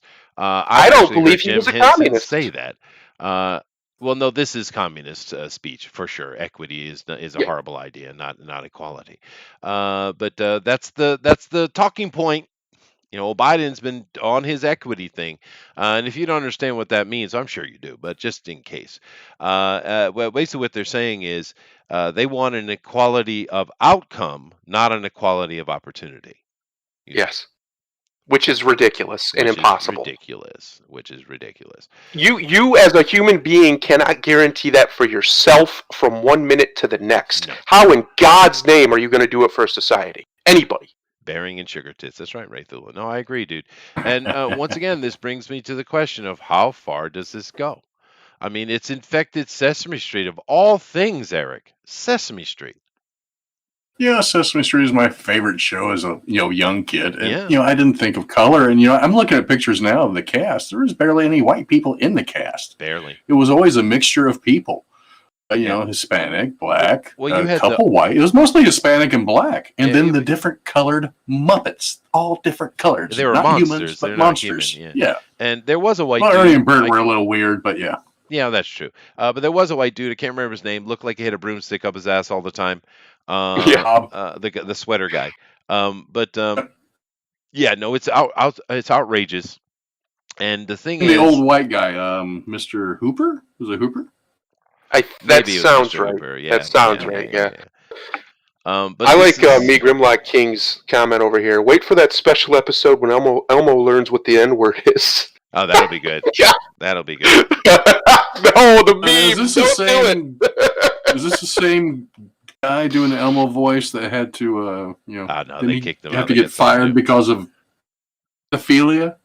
Something. Yeah, being like a little bit of a bit of a waste of pedophile. human Like kids material. a little too much. Yeah. Well, keep in mind, he is a black dude, so Elmo has been black from day one. Oh, so he can actually say it? I guess so. Yeah.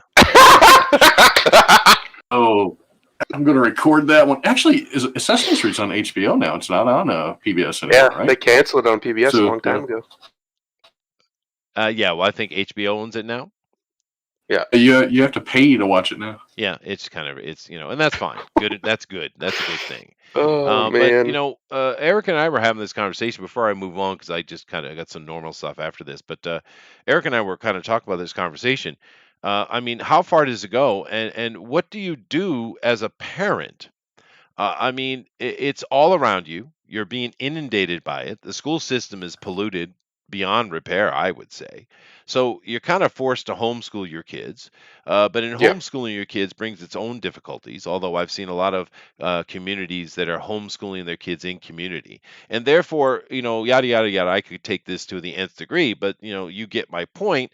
And my point then being is then if that's the case, then why in the hell are you paying your tax money toward a national education when it's not serving your purposes? Therefore, maybe we should just get rid of nationalized education. There's two things actually, but one main thing in this country that unites us on a level that nothing else does, and we don't like war. Yet we've been at war, literally, and I'm not exaggerating, my entire adult life. Since the time I was 17 years old, this country has been in open war with another country in Afghanistan. And yet, we keep voting in people who promise to end it, and they never do. Trump tried. In fairness to him, he actually did try, and the DOD quite literally committed treason and lied to him and told him, we're going to start scaling it down, and they never did. Yeah. No, and they won't. They're supposed to be out by May, but they won't be. And you're right, Adrian. So here's the thing. Maybe in America, you should have a selective tax, meaning that I'm not going to partake in paying taxes toward national education, and therefore you do not get access to it. You have no access to it, but you still have to do the whole homeschooling restrictions. Maybe they should do that with everything. Because I think they would find that a big huge chunk of Americans are not happy paying for your fucking programs. Well, not only that, we're not happy paying for the ridiculous wars. We're not happy paying for a slush fund so that Congress can pay off the whores that they screw, that try to sue them, or the ones they rape. We're not happy for any of that. No. There's a lot of corruption. We're not happy with the massive bailouts. Like the last stimulus they gave us 19% of it, the American people, I think it was. It might even be lower than that. Yeah. And the rest went off to their pet projects and corporations. Thanks. Thanks, guys. Outrageous behavior. Just outrageous behavior. This is ridiculous. It is. And there needs to be a full-on reformation. And I say that honestly and without hyperbole. And maybe you don't understand how severe a comment is to call for a reformation. If you go study it. But I think we need an actual reformation. And that's extreme. But I don't know how else you solve it because it's really gotten to a point of no return. Correct. There's only one solution now. And that is a national political divorce, a dissolution of the union. There's no saving it. It's gone. It's been gone for a long time, but nobody wanted to believe it. But now I think a lot of people, especially right-wingers and left-wingers too, get it now. We can't live together. We have completely different value systems. It's either we break up or we're going to kill each other. Well, Claudio That's agrees. just what's going to happen. Yeah. And the only way to solve that is to get enough people to stand up and just say no more. Yeah. Simple as that. And the best solution, now you asked the question, I didn't get a chance to answer you. What does a parent do? I don't have any children. This is one of the reasons I don't. But what a parent should do right now, today, if you have kids, you have a lot of them, if you can, don't send them to public school. Get them out of there. Just get them out. Their minds. Homeschool them. They'll destroy their minds. But also, even if you're not a religious person, find a good church or something very similar to a church that doesn't preach this stuff, that stays away from it, that's very American, very patriotic, or even if you don't care about the patriotic part, just stays away from this nonsense and preaches good values to your kids. Well, Because then they'll have a Yeah. community around them that you can just plug right into. Every church is open and accepting new members, right? You can just plug right into, and they can be around normalcy, not open communism, which is what this is. yeah, no, I agree 100%. Ray Thulu, nothing will change until we bring people to a room temperature. Dude, the conservatives in America need to thaw out. They Yeah. need to start hyping up. My opinion's the opposite of that, dude. But the thing with it is that y- you need to defend yourself and your family, and there needs to be some kind of resolution come to it. And I'm kind of wondering if down with this border problem, which is clearly a problem, I'm wondering why Texas doesn't just close its borders anyway. Just Texas itself. They have Their that right. governor's a cuck. Well, they're a sovereign state. They have the right to close their border. They do. They won't recall their governor, and they need to, because he's a coward. That's why. That's the only reason. The only reason he lifted the restrictions that he did is because he was afraid they would lose an election. You talking about the And- wheelchair guy? I don't know. Is he in a wheelchair? If not, then it's a good place for him. He's a complete and total cuck of a person as a leader. He shouldn't be the leader of the Republicans in that state. They desperately need to replace him, but they won't. I don't know what it will take for people to actually open their eyes and realize we got to do something drastic here. But apparently, it's not a year of oppression, just straight up oppression of all of your rights, including your most basic fundamental right to worship in a church. Yeah, that was really shocking. I don't know. Shocking. I'm at the point where I'm nearly given up entirely on America. I think I told you before this. We know they're coming for the guns. They're going to do it. If you think he's not going to do it, he's going to do it. Yeah, And if nothing happens, then I'm out. I'm peace. I don't love this country that much to live in it as a slave. and Sorry. therefore the globalists win because that's their intention. But I've seen a couple of church comments here. On that series we ran here about the church and the history of the Bible in particular and stuff. I was being very clinical. I wasn't really giving an opinion. I was just giving you a kind of a rundown of how things happen throughout history and how we got to where we are. So there was wasn't much emotion involved. And we gave Thundero particularly gave a couple of caveats in regards to faith and stuff, and I agree 100%. But here's another point. Let me add on to a positive point for the church. Throughout history in the Western world since the Reformation, it wasn't the intention of it, but it brought us to it, the secularization of the church, right? Think about what made America great. How did America become powerful? And you could have a long conversation, and a lot of little points could be brought in. But I would propose this to you: the fact that the majority of business and community interaction happens at church, after church, before church, involved with the church. It is a social networking masterpiece. And this is what brought America to the forefront and allowed us to be powerful. Because keep in mind, the old world Europeans are very different in how they approach your religion. The Catholics, of course, the whole point is to be sad and grim anyway. But those Protestants, those Baptists, those American Protestants, they use that as a networking station. And they did it effective enough to the point that by the 20th century, they were already knocking on the door of superpowerdom. And of course, the war put us over that. But as a positive note, the church itself is invaluable to the success of America. I said that, and I believe. Well, the revolution was started in the church. That's just the truth. Not just literally. That's where they had their meetings. It was the preaching of the day that fired up the hearts of the people to want freedom. Yeah, but you understand my point that I'm making, right? You get my point. Is not about rhetoric. It's more about secularism, the secular usefulness of the church.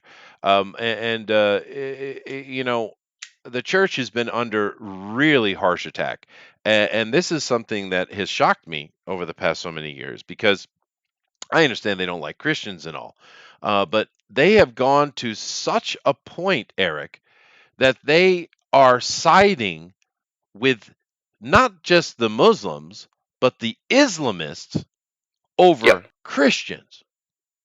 Mhm. The insanity of that comment. It's true.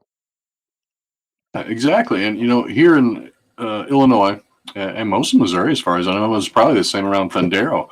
When they started opening up like restaurants around here, just for, pick up, deliver and delivery, you couldn't go in and sit down. They opened up bars for people to go in and sit down as long as they were 6 feet away. But they still would not open up churches. No. For months, bars were open and churches couldn't be open here in the state. If you study history at all, when communists get into power, if there is a large Christian population where they get into power, which often there was, guess who goes first? They kill them. They get rid of them. They shut them down. Or they get them in line. They get them preaching their message entirely. And the reason for that is because communism is more a religion than it is a political belief system. You have to be completely forego reason to think it'll work, because it never works. It can't work. Yeah. People aren't equal. The idea that you can force equal outcomes with a bunch of unequal people is ridiculous. Yeah, that's just not going to happen. Some people are just more productive than others. For what you can blame it on whatever you want, it doesn't matter. Some people are. Chester is way more productive than me, and he always will be, and I'm fine with that. I don't care about it, but it's just the truth. He's a very productive guy, and other people just aren't like that. It's why he's successful, right? Because other people aren't like him. Yes, but he's also very tired. Yeah. And you can't. The only way you can believe that's going to work is with faith. It's pure faith-based. It's not political. It is. They politicize it, but it's not really even political. What they've done is they've taken Marx's writings and turned them into a secular religion. 100%. That's what it is. So they go after the next strongest religion around, at least for the lower class, the ones that they're trying to get to, which is Christianity. And Islam is also very strong at it, but Islam is very socialistic. Those countries are very socialistic, so they don't usually have a clash too big of one anyway, except for in China. I would say they're more dictatorial than socialistic, but I get your point. Yes. Which it fits in just fine with communism, by the way. They pretend like they want everybody to be equal, but some people are more equal than others. Yeah, it's dictatorial. James, America was lucky with a temperate climate, vast resources, industrial resources from Europe. That's not untrue. But Africa, India, China, yeah. There is nowhere more industrial rich than Africa. There is no country more industrial rich than Mexico. And yet, America dominates the world. Right. And I understand the point, and I understand the anti-religious aspect too. Trust me, I understand. But what I'm saying is the secular aspects of Protestantism that was brought in is what allowed America to flourish. Because even today, in the countryside aspect of America, large portions of the culture go to church whether they're Christians or not, because it is a useful place to do business and to interact socially, right? Well, it also helps with trust. The problem America has, and the problem all of the West has, is we've become low trust cultures, by and large. Not all, but by and large we have. We don't trust, like just today, my wife and I were walking in the park and we were talking about it. She rents out apartments, and they have to go through all these hoops now just to do that. And it's because you can't trust anybody. They're all going to break their word, or at least the vast majority of them are, because they don't care, because we don't have a community like we used to. And the church helped reinforce that idea, not just spiritually, but just because everybody was there, you see them in person, you talk to them, there'd be social pressure, and it would keep the high trust society going so that we could have nice things like, streets that are clean, like Japan does. Or we could have nice things like you don't have to worry about crime, really. You can leave your door open at night, stuff like that, because people trusted each other to take care of each other and to take care of society as a whole. Right. We don't have that anymore. That's No, gone. and that's why Now we they got take. poop in the streets. That's right. You got poop Yeah. in the streets, drug needles, and particularly in California. But this is why they've shut down the churches and they've locked it down, because they understand the value of people organizing, and that's what they don't want you to do. This whole initiative is to break you down and make the government your papa, and to make you Yep. a viable worker slave. That's the whole intention. I know a lot of people say, "Oh, that's conspiratorial." No, it's not. No, it's No. not. It is. It Look up is the Great Reset. one-on-one Marxism is what it Yeah. is. Go read his Well, the book. solution on a small scale, what everybody can do, is don't resist the beast. Listen to me. That sounds crazy. Not openly, not directly, because unless you have a whole lot of people to agree with you and are with you, and I'm talking about 100,000 with you at that moment, you're going to lose that battle. Guaranteed. What you do is you give the beast what it wants a little bit, and then take from it everything you can. Yeah. You starve it on the back end. So the people who actually want to see this system, the whole thing, crumble so we can maybe get back some kind of sane republic-like system, you have to kill the one that's there. We're Yeah. gonna have to literally make this thing implode. That's just the truth. Now that means a whole lot of pain for a whole lot of people, but it's a lot better than communism. A whole lot Yeah. better. The problem is with these kind of statements and this understanding, and I understand your point 100%, is the fact that we are walking into the globalist trap willingly. Yep.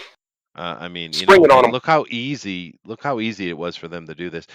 James is enjoying his devil's advocate here.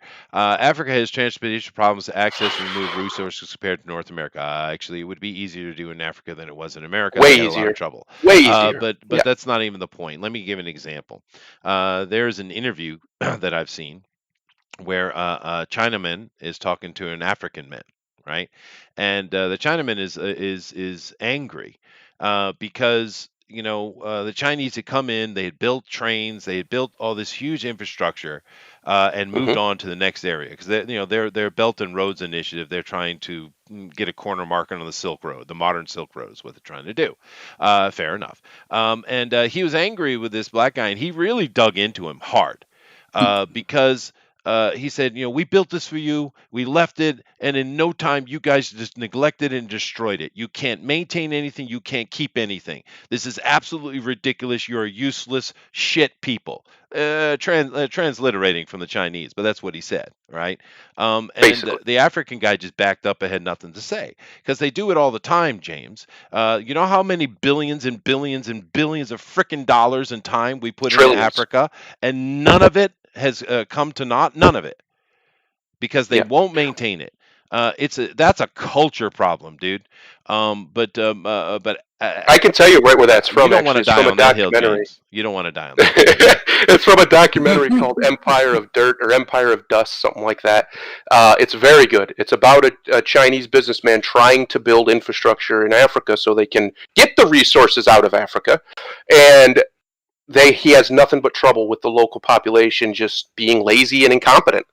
And what he actually says in that interview is, the guy uses the excuse, that they're only 50 years out of colonization from the Europeans. And he says to the Asian guy says to him, well, yeah, but in all those years you were colonized by them, you didn't learn anything from them? You didn't learn how to maintain any of this stuff? China and Korea were basically colonized by the same people, and we learned. Japan too. Why can't you? Yeah, why can't you guys learn? The biggest indictment on that whole worldview that Africa is, they're perpetually bad. The biggest indictment on the fact that that's the truth is South Korea. South Korea was the poorest nation on the planet, or very close to it, before the Korean War. Now, one of the best places to live. And they were backward as hell too, dude. Yes. I mean, my God, you'd be shocked that if you do any study in what the Americans had to deal with in Korea. And the thing that sucked about the whole Korean thing too was that was just basically a pissing match between America and Russia. They just didn't want to fight on their own territory, so they picked Korea as a middle ground to punch at each other a little bit. But in the end, I think the Koreans benefited from it. And looking at North and South Korea today, you can clearly see that they did. I understand he's just trolling, and he's playing devil's advocate, so that's fine. Anyway, I don't have time for this, but I do have time for these things. So let's switch gears a little bit, and I want to talk a little bit about the this trailer thing that happened for Suicide Ooh. Squad. First Are you right going there. to play it at all? 'Cause- No, of course not. No. Okay. Okay. Put something over the little rat guy because his dinghy's hanging out. I don't see any dinghy. It's there. Okay, I'll be right back real quick. Okay. But now I watched the trailer for this, and I want to get Eric's opinion here. I'll just lay it out real quick. The question. Now James Gunn got himself in trouble because he was edgelording and saying dumb things, but I do that every day. Well, not every day. Every episode, I'm edgelording all the time. It's my shtick. It's the character, right, Eric? Right. You know, and you guys get it because I make it comedic, and you know that I'm not actually anti anybody.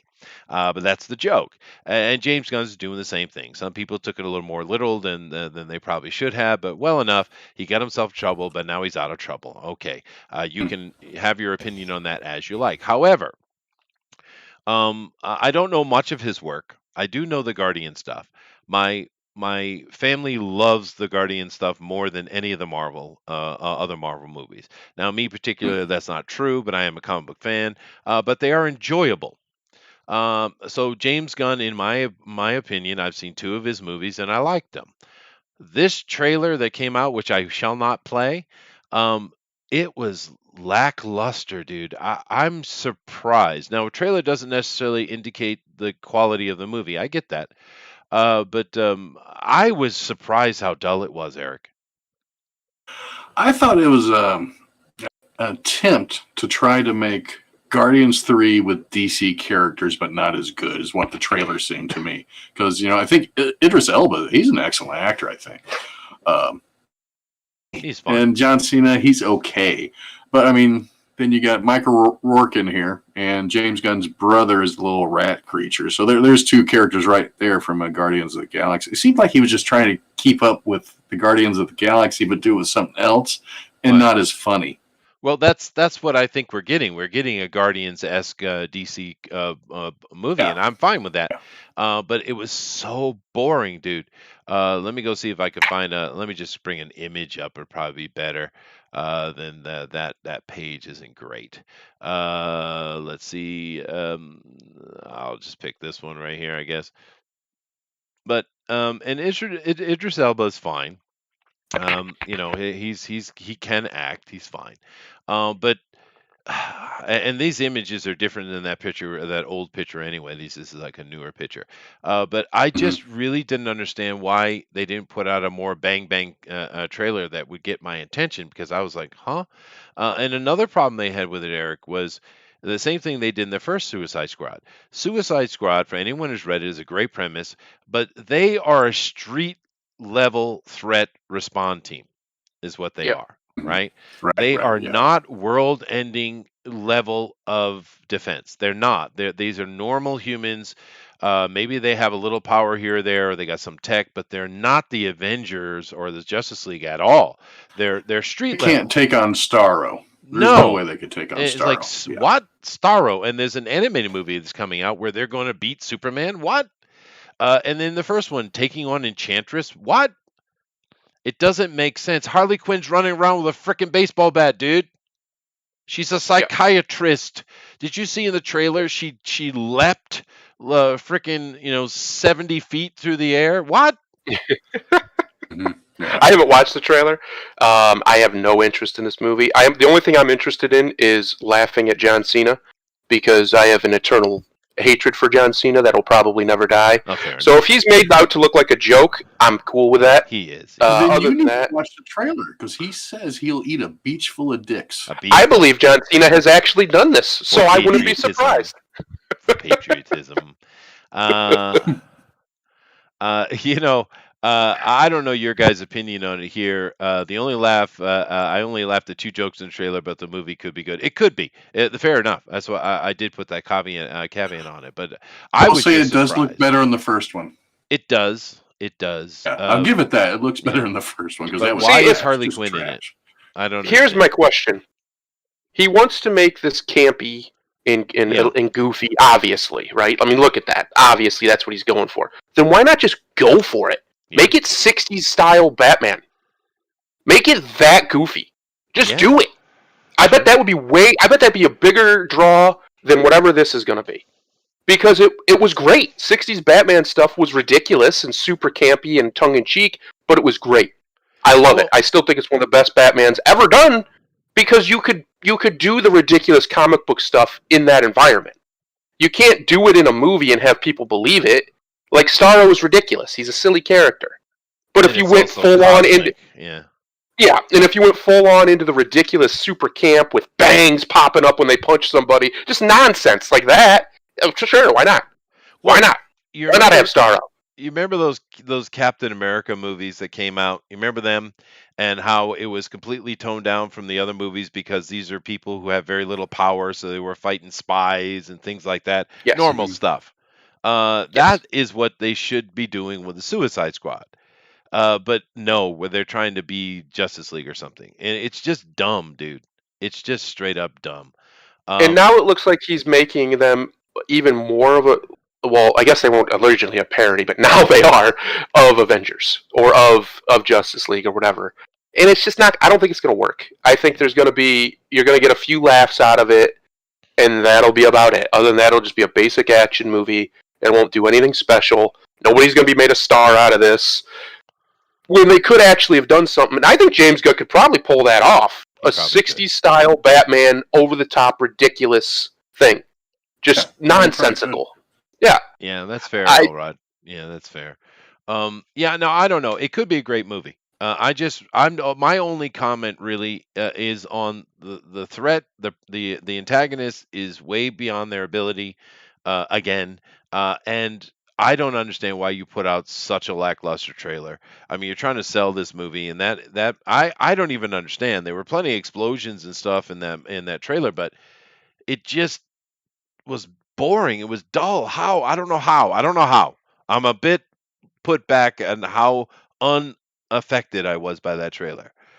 I don't know. I got my fingers crossed though, because I do like James Gunn's stuff as far as the Guardians goes. I don't know what to say.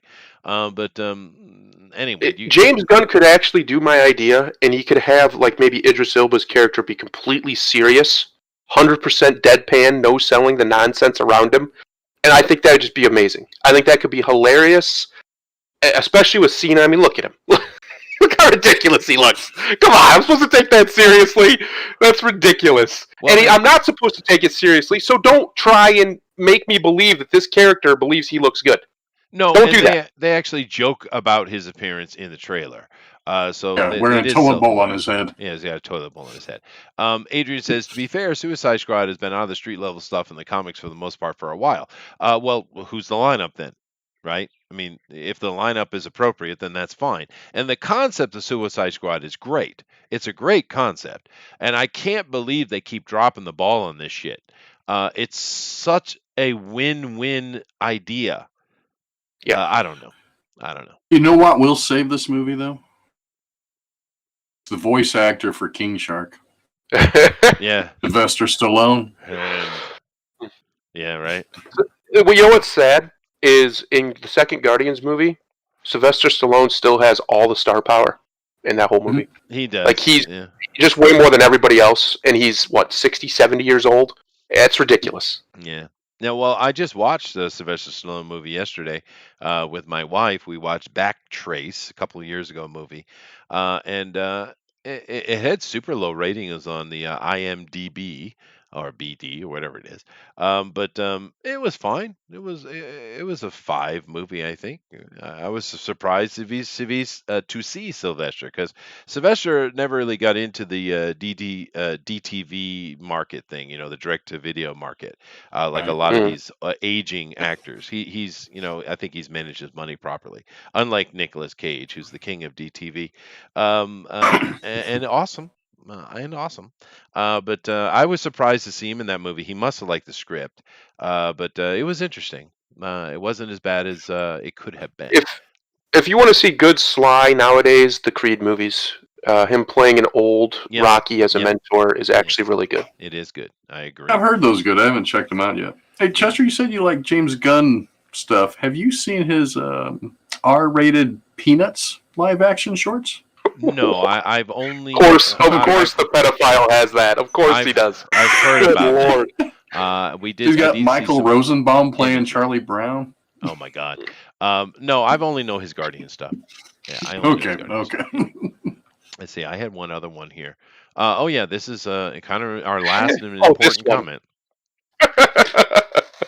This little tidbit here.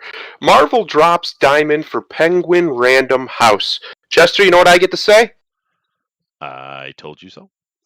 I was right. You were right. Remember, I remember a certain very talented artist on here telling me I was talking out of my ass because I said this would happen. Was that a TM? Mm-hmm. Yeah, I haven't seen him. Oh, you meant me for a minute. Whew. You said talented artist, so I thought you meant me. I didn't know you meant the other one. The one who gets upset easily. It's very angry. Seen in a long time, which is too bad because I don't know where he went. I have no clue. But I did enjoy having Todd on, not when he kind of lost his shit, but simply because his comic book knowledge is encyclopedic, dude. Yeah, he knows his stuff. So that's unfortunate, but I don't know. Maybe he'll come back one day. He's upset about something though. I'm sure it's my fault. This is not a big surprise. But the problem here is we've been covering this nonsense for over 2 years now, and one thing we do see keep coming up over and over again is Penguin. Constantly getting very Scholastic-like in their banning and blocking of stuff, and this is just going to accelerate, especially with Amazon being on board now and blocking books, and it's basically digital book burning is what they're doing. So the problem Marvel is going to run into with going with Penguin is going to restrict their comics that they don't agree with. So now you're putting yourself into a real bind, whereas Diamond never questioned that stuff.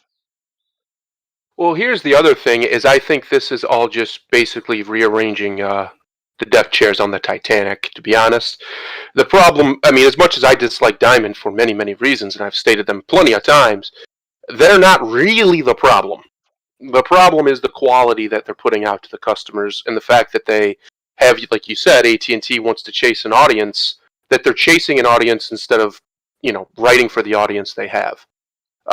That's not going to be corrected by changing. In fact, it's probably going to get worse by changing to Penguin here over Diamond. It's just not.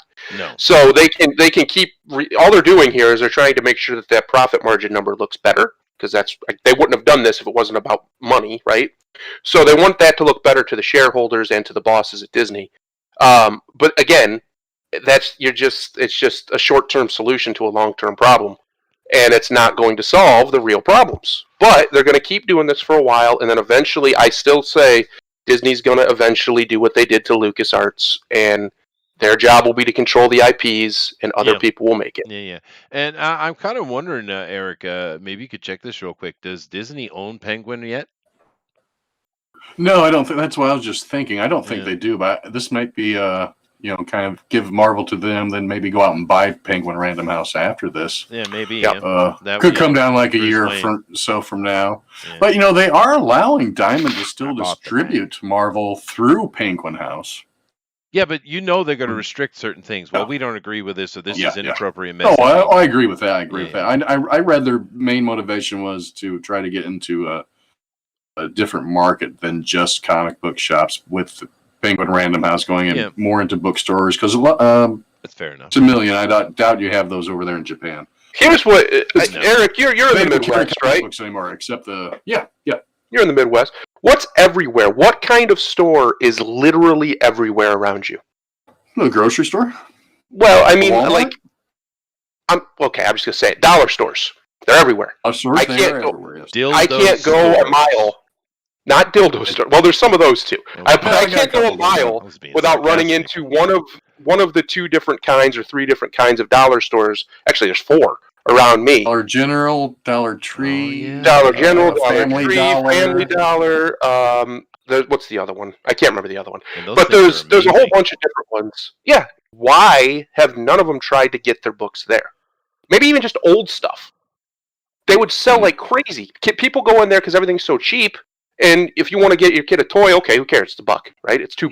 Yeah, there's always people in those stores. They're never in. They're always packed, always busy. Yeah. That's the move. Chat, I think what they're suggesting is with Penguin, it's more than just to bookstores. They have access. It's a well-known international company, and they have access to anybody. And if you're Yes. a Yes. random general store or a random this or that, and you want to put some books on your shelves, you go to Penguin. I mean, that's Yeah. the point they're trying to make. So it used to be Penguin and Random House. It was two separate companies, but Penguin bought Random House, I believe. Yeah. Oh, okay. Yeah, You you're know, probably right. that's I wouldn't probably be right, yeah. surprised if if Disney buys just buys the whole company up eventually. Because if they want to actually make a big push into publishing more and more, or that sort of media, that's what they're going to do. That's what Disney does. They buy up what they need to make the things they want to make, or they license it out entirely and just collect a percentage. Yeah. And I think they may even do both, actually. In this case, simply because I just don't think Disney's going to keep Marvel Comics around just because of nostalgia. As the company that we know it is, it'll basically become like LucasArts, which is just an IP farming, controlling. Yeah, that's right. Yeah, that's exactly what it is. So we said that 2 years ago, and of course it's happening. Adrian, just to defend Todd for half a second, from "Stop tucking at your ass, Thundero," just to defend him for half a second. What Todd was doing there is he was basically brown nosing to that Giuseppe guy over at Diamond. That's what he was doing. Yeah, I knew what he was doing. I don't know his real name, but Giuseppe kind of covers the Italian thingy. So He's a good really name. close, though. Yeah. he was. That's exactly what he was doing. Todd, many of the times Todd got upset. He was actually just virtue signaling to various people in the industry, because you got to keep in mind Todd is he actually is a working pro. He does produce stuff, and he knows a lot of people in the industry, and he doesn't want to step on toes. Which, to be fair, this is probably the worst place for him to have been. I have this thing. I see some toes. They're open. They're exposed. Yeah. I'm probably going for them. I'm just saying. You might want to watch out. Yeah. Now, do you guys remember a couple months ago, there's a large rumor that DC is going to be sold. Yeah. And two of the people that might be thinking about buying it was Diamond and Kirkman. Yep. Do you think this might be something Marvel did to hit Diamond in the bottom dollar to keep them from even trying to buy DC? Or as even punishment? Maybe. For even suggesting it, for putting it out there? Probably. I wouldn't be surprised. They're that petty. Absolutely. It might not be all of it, but that's in there. That's in the equation for sure. I still say I think Kirkman would be the best choice. I think so, yeah. If he has the better head for it. Yeah, I think he has the better head for it personally. Yeah, no, that's probably true. And Adrian, I do appreciate getting yelled at from the chat. I love it. But it's much funnier when you just come in here and yell at me. Adrian doesn't yell. Actually, that's not true. I've heard him yell one time, and it was after Endgame. He was just as furious as I was and you were, but he literally went out in his car because he didn't want to disturb his lovely wife. Yeah. And was just screaming in my ear about it, how bad he was. He's got mad at me a few times. Sure. Dollar stores are great, but comics are priced $5 above inflation, and happy with stealing that money from nerds. Fair enough, Elrod. But Alterna Comics, has demonstrated to us that you can go back to newsprint and you can sell comics for $1. You can. And Marvel's got those dollar back issues. Yeah. Reprints. Yeah. The yeah, they can sell the old stuff there easy. Mm-hmm. Yeah. And the old stuff's better, so they'll probably sell more of it. Yeah. So I mean, Peter has demonstrated that he can stay afloat and be successful enough at his level, which would be a lower level. Someone with the resources like Marvel, they can make that work quite easily because it's bulk, right? That's where the profit comes out of. But anyway, that's not what they want to do. I think Adrian wants to come yell at you, Chester. He's welcome to. Hi, Adrian. Oh. Hello. Oh, he left. Thank God. Happened? Thank God. I'm saved. All right. Well, let's get out of here then. Hi, Adrian. Hi. How are you? I'm great. How are you? I'm disturbed. Yeah, definitely. Yeah. But all fairness, Adrian, it's it seems dire. Am I overreacting, you think? No. I don't think there's any overreacting. I think we're in the coffin right now. Yeah, it's bad, dude. It's the end game. It is the end game. It is the end game, dude, and it's You everywhere. can look. You can even okay. You know how I feel about CG, but let's just skip that. No, that's fine. You can see where that began, right? Yeah. Just a few people. The crowdfunding, just a few people. Mm-hmm. You're starting to see a lot more people go into this crowdfunding thing now. Keanu Reeves. Why do you think that is? Profit. Yeah, it's not just profit though. It's also because the industry is dying and they need something to do because they don't know how. Most of them only know this. Yeah. I'm not trying to be mean. I'm saying this has been their jobs for years upon years upon years. Yeah. No, it's true. That's their last ditch effort, I believe, at this point. Some of these guys won't be able to work unless they do their own thing at this point. And I don't really blame them. You find yourself. Oh, that's very true. Most of them came right out of high school. What are they going to exactly. do? Yeah. Yeah, Ethan's a perfect example. And you spend your whole life, decades and decades, banging at something, and that's what you know. And now you're finding it difficult to make a living. You got to take any opportunity you get. I get it. I understand. Ethan. Mike has done it. Billy Tucci, et cetera, et cetera. We won't talk about Mitch Breitweiser because he can go suck that beach of dicks that Cena was on about.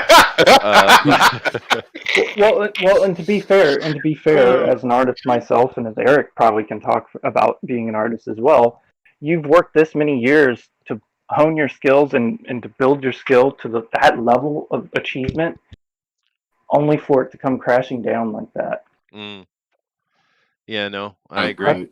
That has to be tough to deal with. See, I'm an amateur, and I'll admit I'm an amateur, and I'd like to make money doing it, but I don't have to make money doing it to be happy about it, right? Yeah. Some of these guys, that's all they know. That's all they can do. Well, Eric's making money at it though. He just sold the half. Well, yeah, that's fine. Yeah. The last show was really good. I actually have 2 more shows scheduled. But as far as my crowdfunding goes, I mean, doing the Kickstarters, I don't really make money off that. I mean, most of that goes into printing costs, shipping costs, the extras, and all that. I got a little bit of scratch at the end of the day when it's all said and done, but nothing I could live off of. Let me ask you something, Eric. Do you do it because if you didn't do it, you would go nuts, kind of? Like it's something you love to do, right? Something I love to do. Yeah, I love drawing. I've always wanted to do comic books. But you've worked. I'm the same age as Mike Miller. We're just like a month or 2 apart. I mean, he had more dedication at a younger age to get into that, where I went into actually starting a family at like 19, having to get to work, and didn't have the money to even get drawing supplies when I was younger and married. Right. So I drew, but I couldn't get into that, and I didn't have the dedication that he had then. But I have that now, so I'm just doing it on my own and moving forward with it because I love what I'm doing. Well, I don't believe that there's ever an old enough age for you to start something and become a success, right? That's true. But what I'm saying is some of these guys, that's all they've ever done. They've never had an actual job so much as outside of doing this. Mm. So what are they going to do when the industry tanks like it has been? Or they're just one of those artists that isn't with the trend and is pushed aside. I mean, these guys got families too, right? Yeah, to be fair. Yeah, Mike has definitely informed us of that on many occasions. Yeah. Yes. Right. It is a small town. Yeah. I don't. What would they do? I mean, what do you do if you have no skills other than one skill, and that skill is extinct now? Yeah. What do you go do? Yeah. Well, history is replete with that, especially modern history, where stuff just no longer makes sense to do anymore. Like oil and pipelines. Yeah. But ultimately, I think that is a big sign that this is the end game. I don't think comics will go away. I don't think Marvel and DC will go away entirely. I think that this industry is going to be changing within the next couple of years. It already has, but I think there's Well, going to be drastic changes. You're going and, to see drastic changes. and we agree 100%, Adrian. We've been all saying that here, all of us, Right. for For a years. while, but for years. And of course, Cult Film Videos mentioning the OGs and Tim Lim and Doug Ernst here.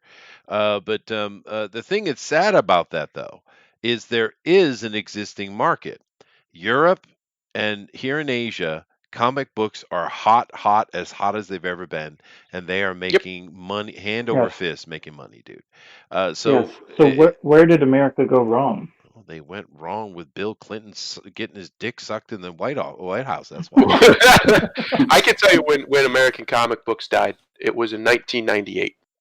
1998 was right at the edge there of when everything kind of fell apart. I was still reading comics religiously at that time, and even I kind of saw the writing on the wall. They were out of ideas completely. They were done.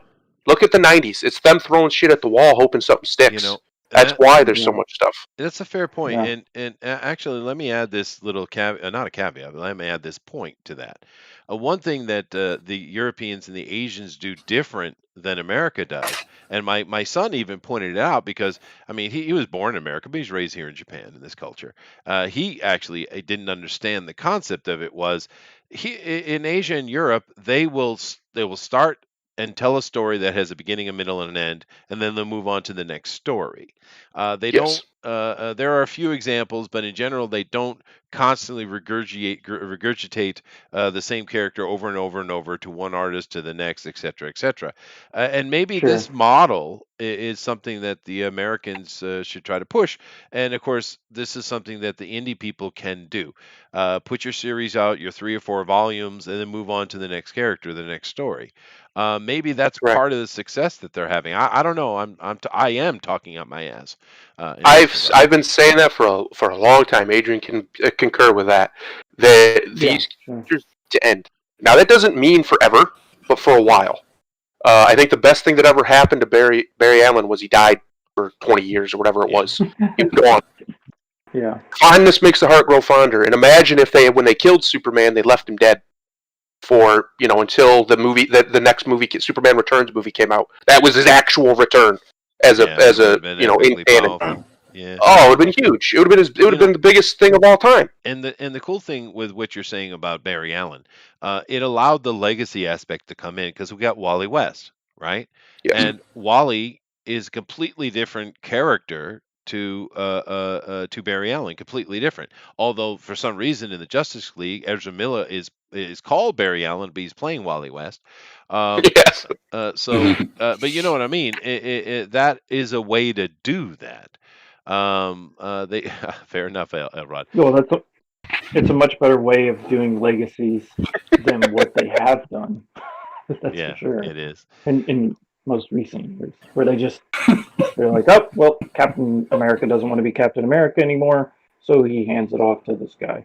Or Right. Cap is Nazi hidden behind the scenes. Oh God. That was ridiculously insulting. It's because it's not only is that a political jab, obviously, but it's also they're just completely out of ideas, and they know You're it. right. If you talk to these old guys long enough, they're saying that without saying it. We're going to try. So we're going to go after this new. We're going to push this diversity and blah blah. They don't care about that. You think they really sit around and care about that stuff? No, they don't take that home with them. What they care about is finding new markets and selling books because they are out of ideas, and they have been for 20 years. There's been a few bright spots here or there with really cool ideas that have come along, but they've been sparse, real sparse since 2000, I'd say. And it's because they're stuck to the formula. Yes. Which to go on from there, which is why the manga market, I believe, came in and actually took the comic book world by storm over there. Yeah, isn't that shocking? Because I can tell you, in the 90s, the most interesting stuff I was reading, I mean, I followed Image and all that stuff, but the most interesting stuff, the stuff that really dug into my soul, was the manga that I was reading. Yeah. And it was unlike anything I've ever seen at the time. And that's an interesting point. The Europeans tend to be more of a standard trope type of storytelling, but the Japan, well, I say Asia, but because manga is huge in Asia itself, but it's really Japanese that are creating it. They have no problem going there. they will come Right. out with the most insane idea and just say, okay, all right, make a comic out of it. And they throw everything at the wall at 1,000 miles an hour. And then what stick gets turned into anime and becomes big things. But the Japanese have no fear of just going at just insanity stories. Yep. And to be fair, I didn't get into European comics till later in life, and there are European comics very much in that same vein, There are a few, throwing yeah. things at the wall, but they are much more formal for the most part. Yeah. Whereas, when I would pick up a manga, like the first time I picked up Battle Angel Alita, I had no idea what I was looking at. It just blew my mind completely. Yeah. Yeah, It's no, pretty good. and it is very interesting the story with that. But you got other things like just this dark, undead lick mage decides he's going to take a new bride, and the whole story is around her deciding how she can be a good bride to this undead thing. That's a very Right. popular manga, by the way. Yeah. Yes. Yeah. I think the perfect example of what we're talking about here, of how they're out of ideas, and they have been for 20 years at least. You guys know why they did the Death of Superman, right? It wasn't some grand plan they came up with, or some. No, it was one, they were out of ideas, and two, they needed to carry time until the show came back on, or the show came on, the Superman and Lois show. Money. They and they could do also a were black hurting. cover. It was cool. They also were hurting from sales because of the indies kind of coming in and hurting them. So my point is it wasn't some grand idea that they came up with, right? They had all sat around and came up with this really cool idea, or Jurgens was like, listen, I want to kill him. I mean it. I got a great plan. Granted, it's fantastic. Jurgens did an amazing job with it, but it wasn't some grand idea, some 20-year thing that they had planned out. Like, look at One Piece, for crying out loud. This guy's been doing that thing since the 90s, and he's still going. He's still going. Yeah. Well, but that does lend itself because that is an adventure type of thing, continuing adventure. But yeah, no, that's all true. The funny thing about that, Eric, is I remember the exact store and time of day when I bought the Death of Superman. I bought it at about 11:10 a.m. down in a comic shop that's closed down in downtown St. Louis. See, one of the very few things I remember about that is it was on every single news station, and when they did a funeral for a friend, the cover was on every single late night talk show. They showed it. Yeah, that's how big that was, and they just did it on the lark because they were out of ideas. I bought at least I bought 6 copies because I bought 2 for myself, one to open and one to keep. Then people that I worked with, they knew I was going down there and lunch. They asked me to pick up copies for them as well. Well, and to give Image credit, they were hurting DC. They were hurting DC and Marvel, big time, punching them. Yeah, it's a shame. I think it can be saved, at least the medium. I don't know about necessarily the big two with their current issues of their politicization, and of course especially DC being tossed around by owners, it seems like every so often now.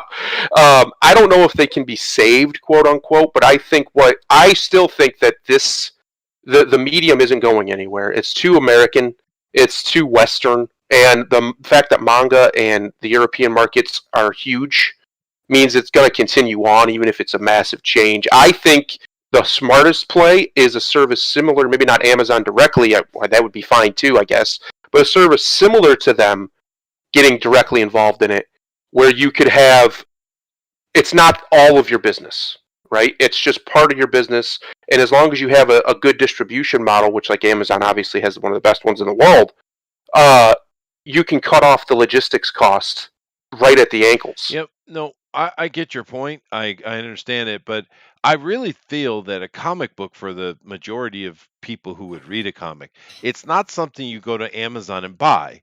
It's more of the impulse buy type of thing at the store.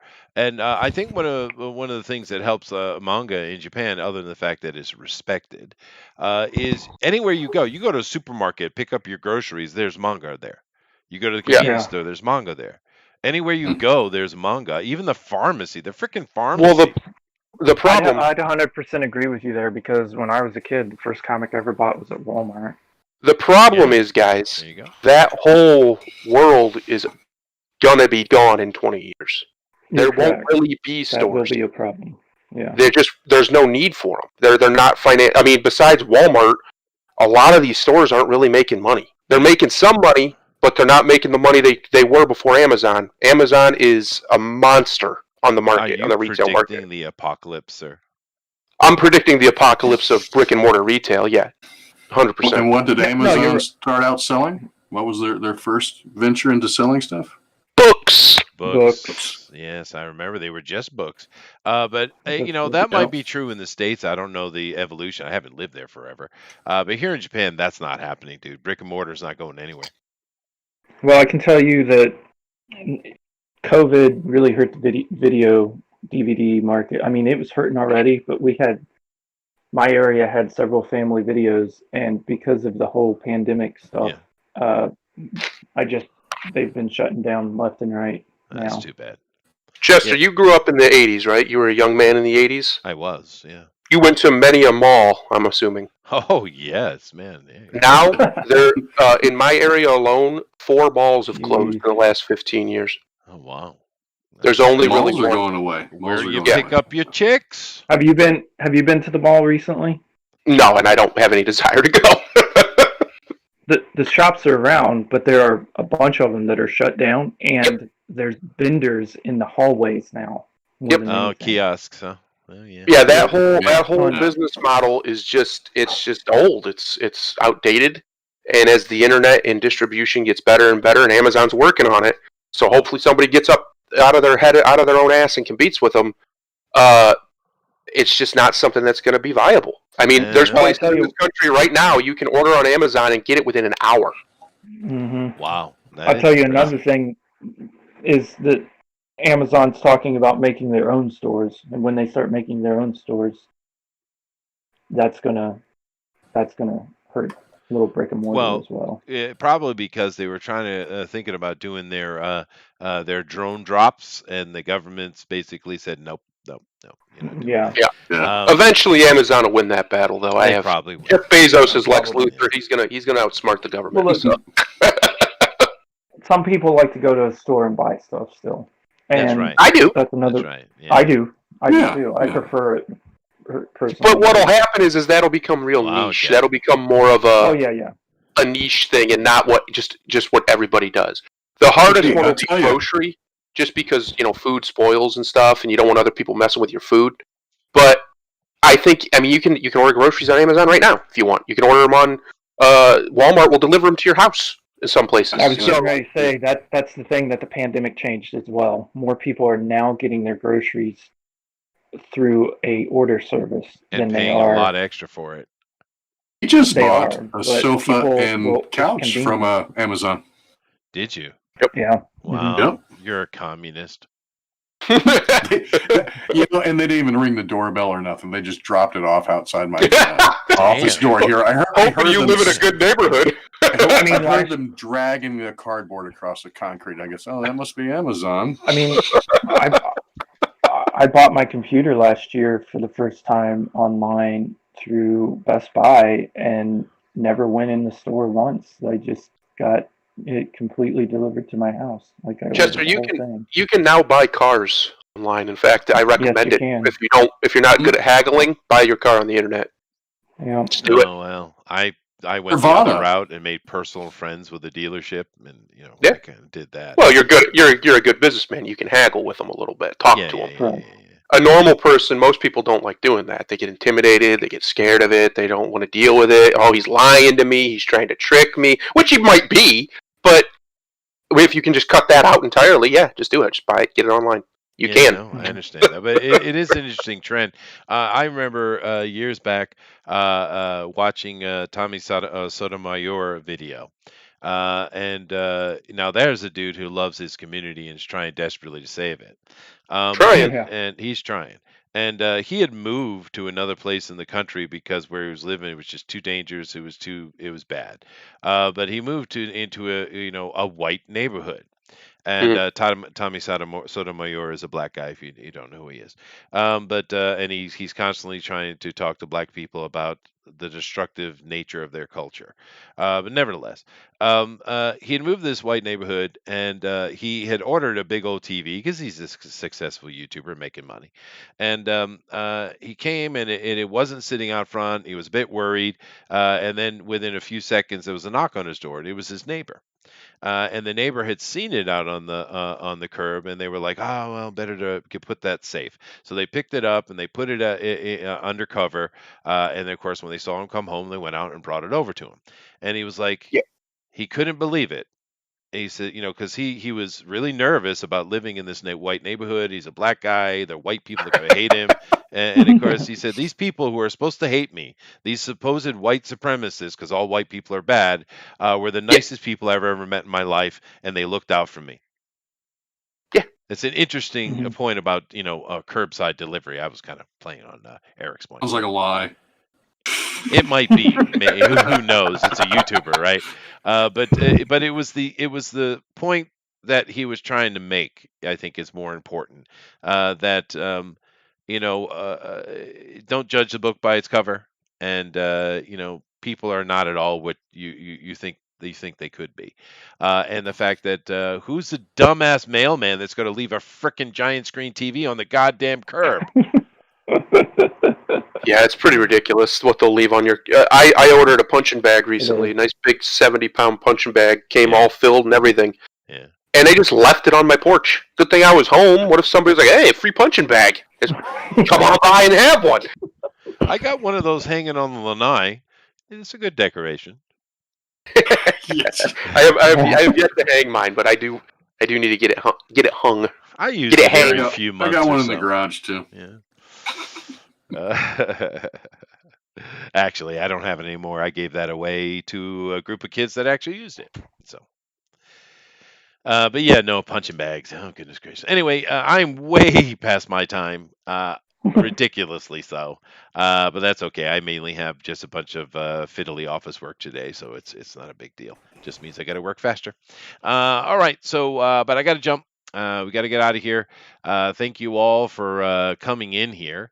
And I do believe my trailer I ran was the wrong one. Let me check that. I think I was a dumbass. I think it happened. It happens. I blame Eric. That's safe. In your opening? Yeah, I think I played the Bugbear's Basement opening. I'm pretty sure. You did. It looked different. I was like, I haven't seen this. I thought you had a new one. No, I'm an idiot. But I do have the Comic News Today outro prepared, so that's good. Although I do have to say that I love my Bugbear's Basement intro. That's a pretty badass one, if I do say so myself. That's a good one. What'd you say there, Adrian? I said it's a good one. It is a good one. It's really good. Yeah. But anyway, guys, I got to jump. So anybody have any closing statements here? The only thing I have to say is God bless America. God bless America. Namaste indeed. God bless America. America. All right, guys. Well, we'll talk to you later. We do have Drawn and Quartered on Thursday. Tomorrow is the D&D stuff. If you want to come back and check that out. Hopefully we'll see you on Night Owls. I should be. I'm campaigning for April Fools to be clowns and jesters from media. That's that's kind of cool. Yeah. So if that's what you guys want for Drawn and Quartered, bother us about it. Yeah, no, that I sounds might good show to up me. this week. I didn't show up last week. Yeah, listen to this guy. We're missing Big time in everybody. Listen to him. I actually do a comic book review show with 3 other guys That's fun. for the drawing show. And when we got off, we just went long talking, and I just didn't show up. No, that's fine. We That's did all have right. we did have the Diaz brothers on, and that was fun. Those guys are nice. Wait, they're brothers? I like those. The Diaz I brothers, like yeah. those The Zaid Oh. comics, yeah. I know they're Zaid brothers. is Diaz spelled backwards. Yeah. Yeah, and it's Phil and Brandon, and those guys are really nice. They put together their idea and their comic book, and they're making money. I mean, they were up to what? Chester, you're out of time. I am out of time. I gotta go. Thank you very much. Hey, that's what friends are for, Thunder. Shut up, Chester. Get off. Later.